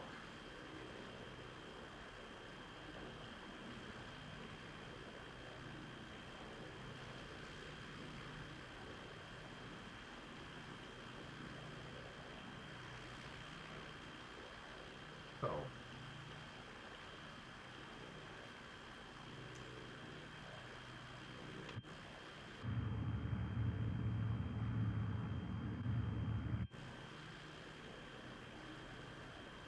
this is the cinder field of the volcanic lava. That's our cinder cone. Down here is our cinder cone. So here it is, guys.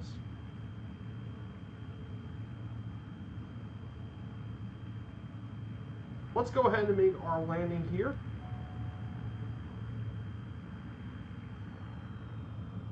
Go ahead and now behind our left is Prospect Peak, of course. Oh.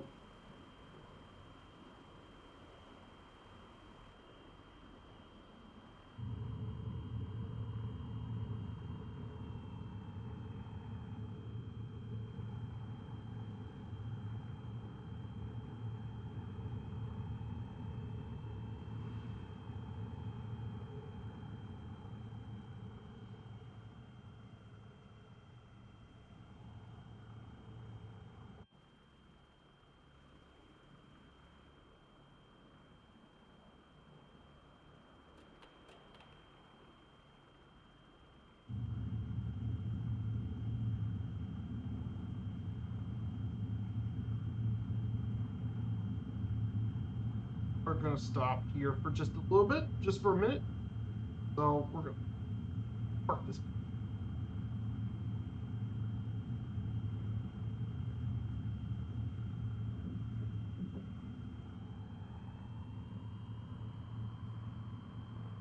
Go.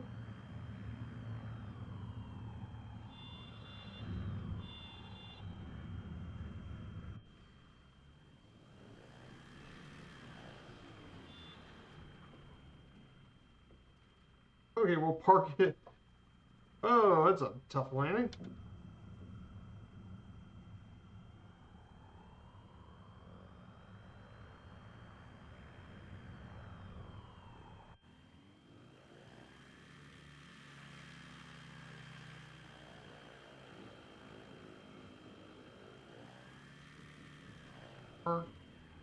Okay, perfect. All right, we can actually get out of the plane. This is cinder cone, by the way. Now that is what the interior of our cinder cone looks like. By the way, see all that? That's the interior of the cinder cone. All that's within it, of course. Then from there is the lava field. All that's sticking out from there is the lava field. So that's all lava fields from this cinder cone, by the way. Pretty crazy stuff here all over the park. You can see a couple of other peaks: Black Boot, Red Cinder, Mount Harkness, and all that stuff's all the way over there. And of course, we can see Lassen. Pretty impressive, hey guys. Take a drone shot of our beautiful Savage Norden with these lava fields, of course.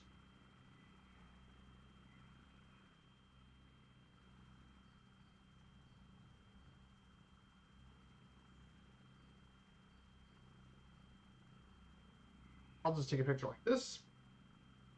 And by the way, these pictures are going into the Discord, by the way, if you guys are interested in checking it out. So we're going to go ahead and say goodbye to our cinder cone. We're going to go ahead and make our way over.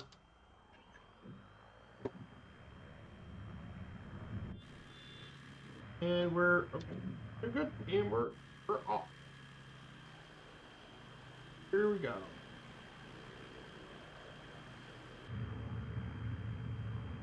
So from Lassen, we'll make our way to Manzanita Lake. But from there, we're going to go to the Chaos Crags. It'll be our next slide. Now these Chaos Crags, by the way, are the youngest group of lava domes here at the park. They were formed as 6 dancite domes about 1,000 years ago. One dome collapsed during an eruption 70 years later. And these eruptions here are marked one of just 3 instances of Holocene activity within the Lassen volcanic crater. And they're located in the north of Lassen Peak, from the southernmost part of the Cascade Mountain Range in Northern California. Each lake forms at the base of the crags and dries by the end of the summer. From the base of the crags and extending towards the northwest corner of the park is Chaos Jumbles, a rock avalanche that undermined the northwest slope 300 years ago. The debris rock flattened the forest before it, dammed the Manzanita Creek, and formed the Manzanita Lake. In addition to possibly forming additional lava domes, future activity here could pose hazards from pumice, pyroclastic flows, or rockfall. And there's still studies from this area even to today. And the area is monitored for rock-slide threats, which could threaten the local area. Now, the crags and surrounding areas lakes also support surrounding areas lakes and forests with numerous plant and animal species. This area is not a popular destination for visitors by its accessibility, as the Chaos Crags and Lake Trail lasts about 3 hours round trip, offers volcanic views of volcanic phenomenon nearby. So, really cool area though, the Chaos Crags. We'll be paying them a visit. In fact, we'll probably land on top of one, of course. So, should be pretty exciting, of course. Really neat area. There's plenty of trails in this park. quite a few really cool ones. The Cinder Cone Trail is a very popular one, but the most popular trail of the park is the Lassen Peak. It's definitely one of the more tricky ones, but you get an unbelievable view of the local area.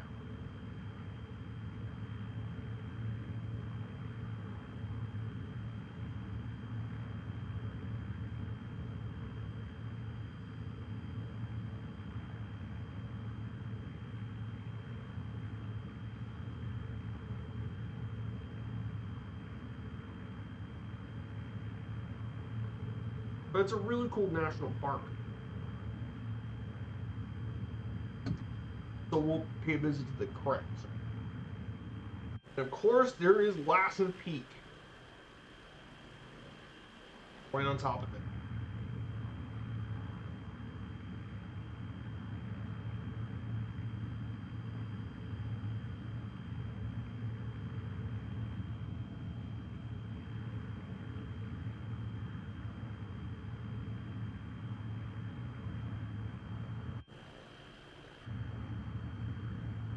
But I mean, this is a beautiful park.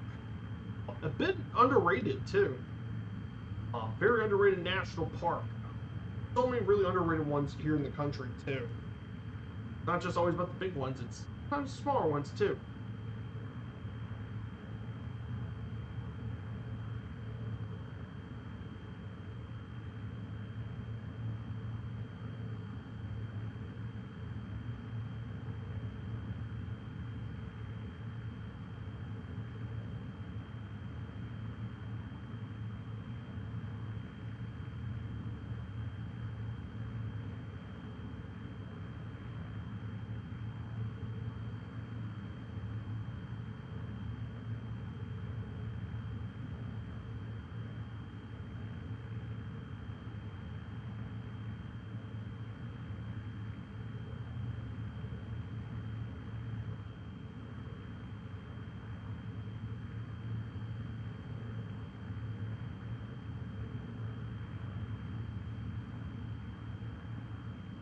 So this here is, your left is the Chaos Crags, and that is to our left. These are the Chaos Crags.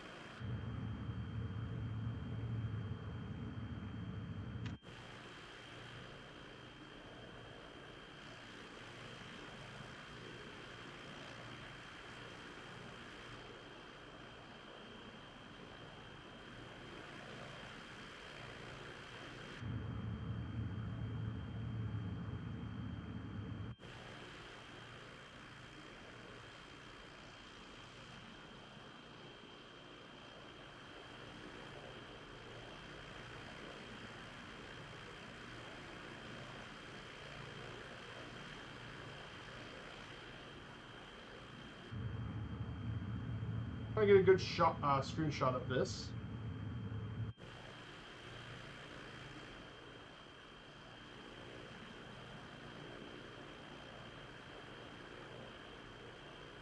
Here's Chaos Crags.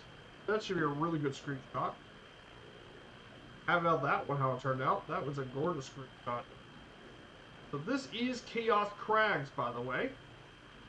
Of course, we'll be making a visit over to Lassen. So Lassen Peak will be our next waypoint in the last slide here for today. This is Lassen Peak, the tallest peak of the park. It goes up all the way to 10,457 foot. It's the southernmost active volcano here in the Cascade Mountain Range. It supports many flora and fauna in its diverse habitats, which reach high elevations. Its volume is 0.6 cubic miles, making it one of the largest lava domes on Earth. It arose around this area around 27,000 years ago, the former storm flank of Mount Tahama. Over the years, it's slowly been eroded by glaciers over the last 25,000 years. On May 22, 1915, a powerful explosive eruption at Lassen Peak devastated nearby areas. It spread out volcanic ashes far as 280 miles to the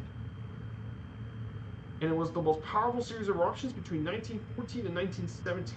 In fact, this peak, along with Mount St. Helens, were the only two volcanoes within the contiguous 48 to erupt during the 20th century. So, very important. This area is very popular for hiking, climbing, backpacking, snowshoeing, kayaking. And right now, it's currently dormant right now. But who knows? This volcano could explode again at some point. So that is So this is Lassen Peak. We're gonna go ahead and land on top of the volcanic peak, and we'll see absolutely insane views of Lassen.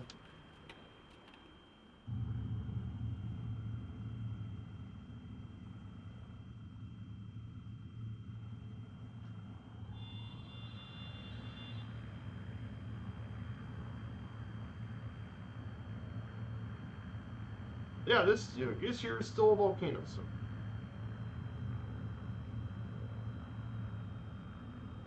This is big.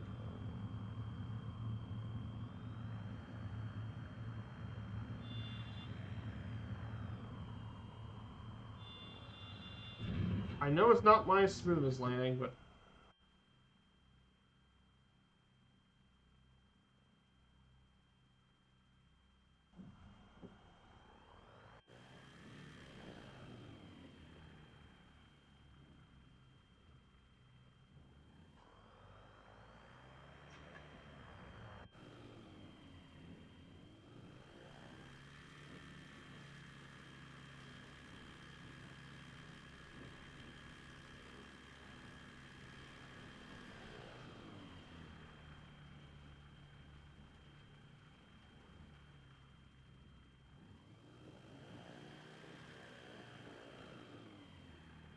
here we go, guys.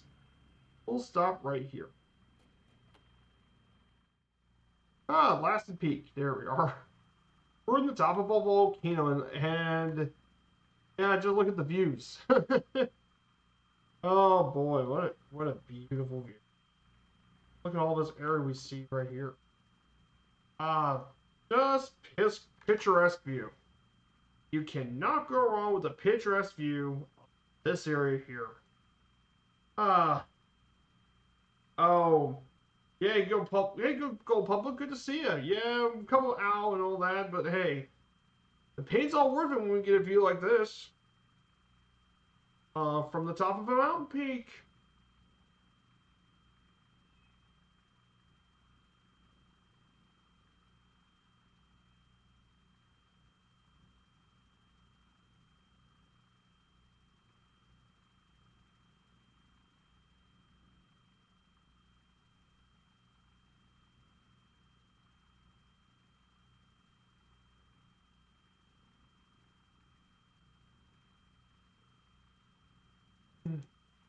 So, beautiful view though. We can also see some of the beautiful mountainside scenery. I think we see quite a few the lakes and stuff. I think I see Shadow Lake and all that down below.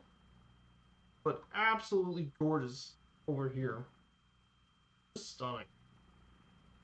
Let's go ahead and get back to our plane here. We're going to go ahead and check out Bump Pass Health. Here.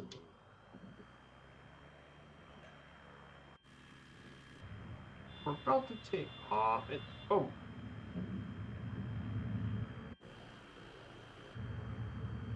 Woo! Look at that. How cool is that? Lassen Peak. This beautiful area here today.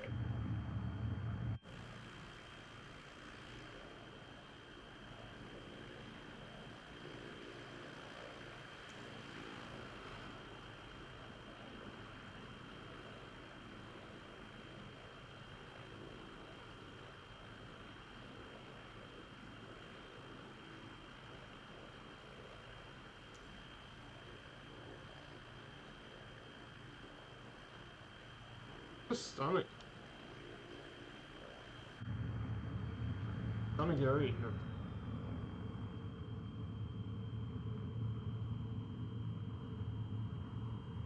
So Bump Pass Hell will be our last landing stop of the day. So last bush landing flight, we're gonna go ahead and make our way over to Bump Pass Hell, the most famous geographic area, geothermal area in the parks.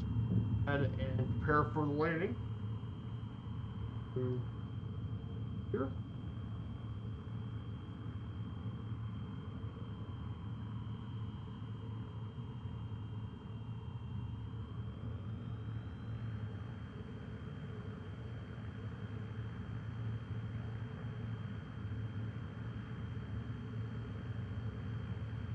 Gone past mountains nearby, and of course the geothermal area is not bad.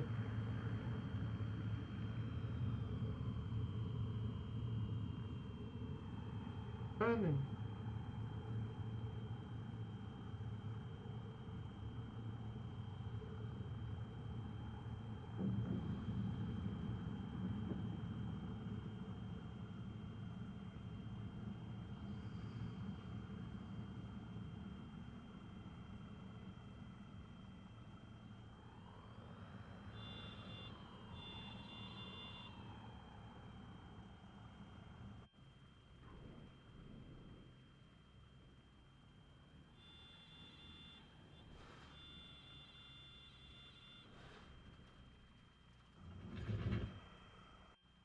like I said, it's not easy landing in this area.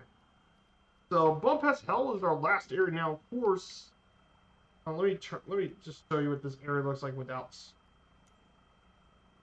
course, we landed right in the middle of the geothermal area. So we I don't want to go in slew because I want to actually.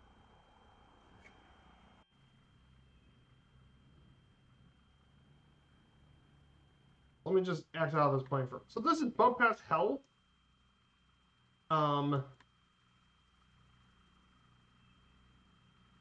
this is Bump Pass Hell. This is the main geothermal area of the most famous one in the park. Now, the reason I didn't want to land here is because obviously this area gets over 100 degrees, over 190 degrees Fahrenheit. But this area here is very important. Normally I don't take a picture with the weather, but I wanted to show you what this area looked like without snow. This is what it looks like. All this stuff is the geothermal area here in the park.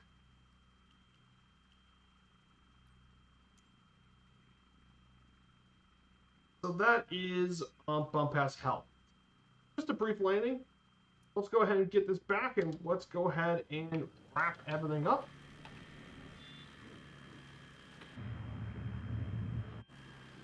Yeah, this is why I love the Norton so much. Like, this is my favorite thing to take on the national parks.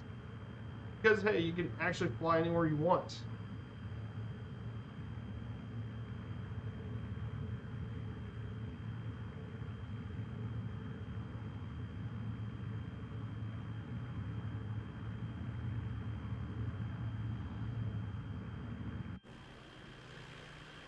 Just an impressive park. Very underrated. We're gonna go ahead and this is Broke-Off Mountain. This is one of the major pieces mountains here in the park. Tiny pictures.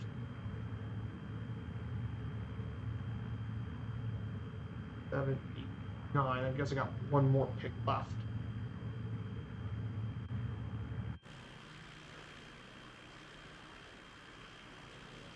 I guess this shot right here would be really good.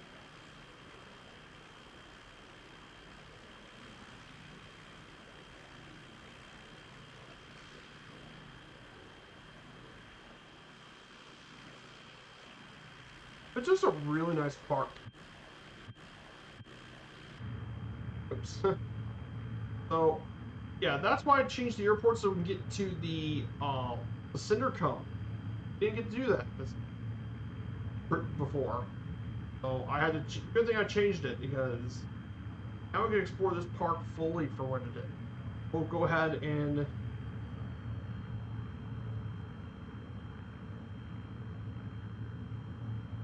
We're gonna. All right, time to send down to around.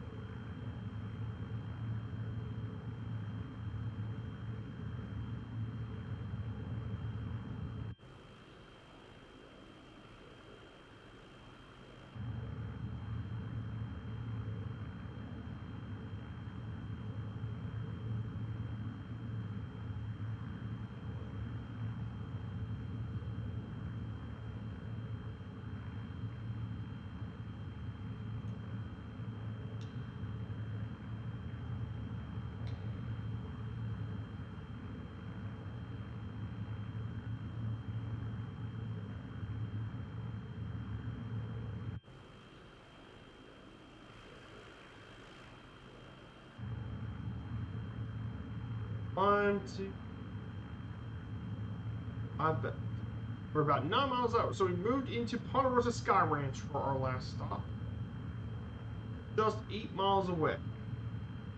Thank you guys so much for coming here on this Sunday morning. Beautiful park. Lassen's absolute gorgeous park.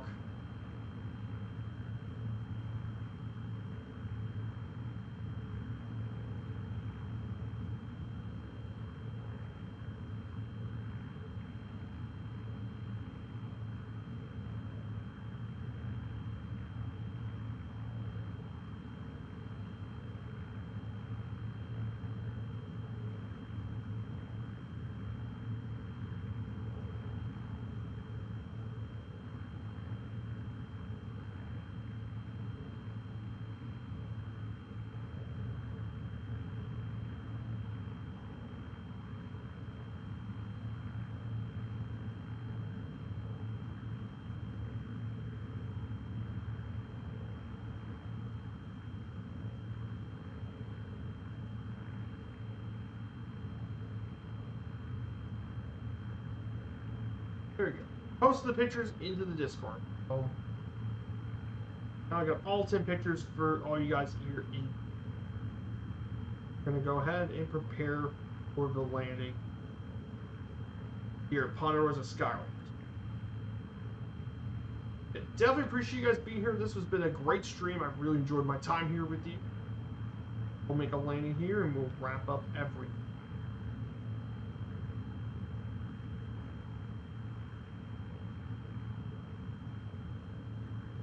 I really enjoy this park. Very underrated one.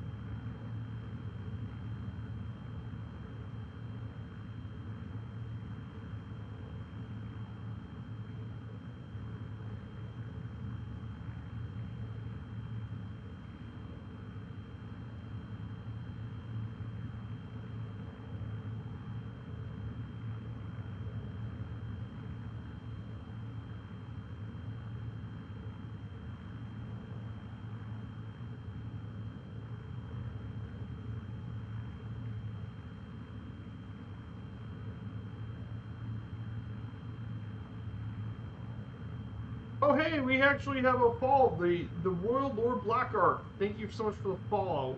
Hope you're having a good day here too. Appreciate the follow.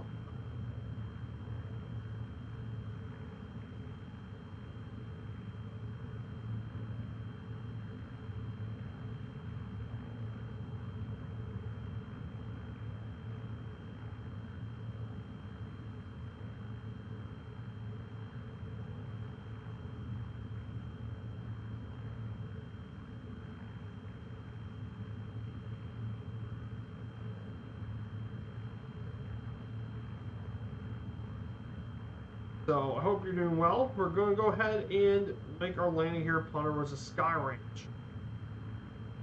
Airport's. We're going to go ahead and turn off autopilot, and we're going to make the landing here at the Sky Ranch.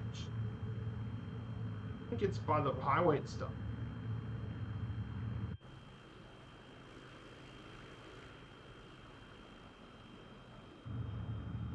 So I want to make our landing here.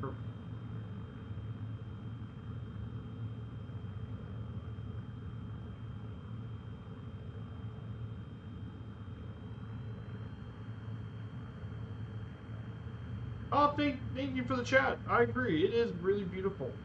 There's so many really great parks here in the United States we're visiting. Country. Here's the Discord. If you're all interested. We're going to make our landing here, and we'll wrap up the stream, of course.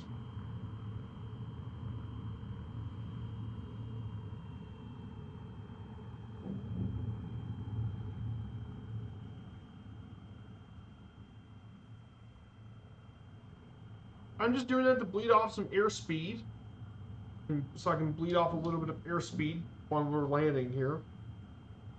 Bleed off a bit. There's a sky range. Here's our final stop.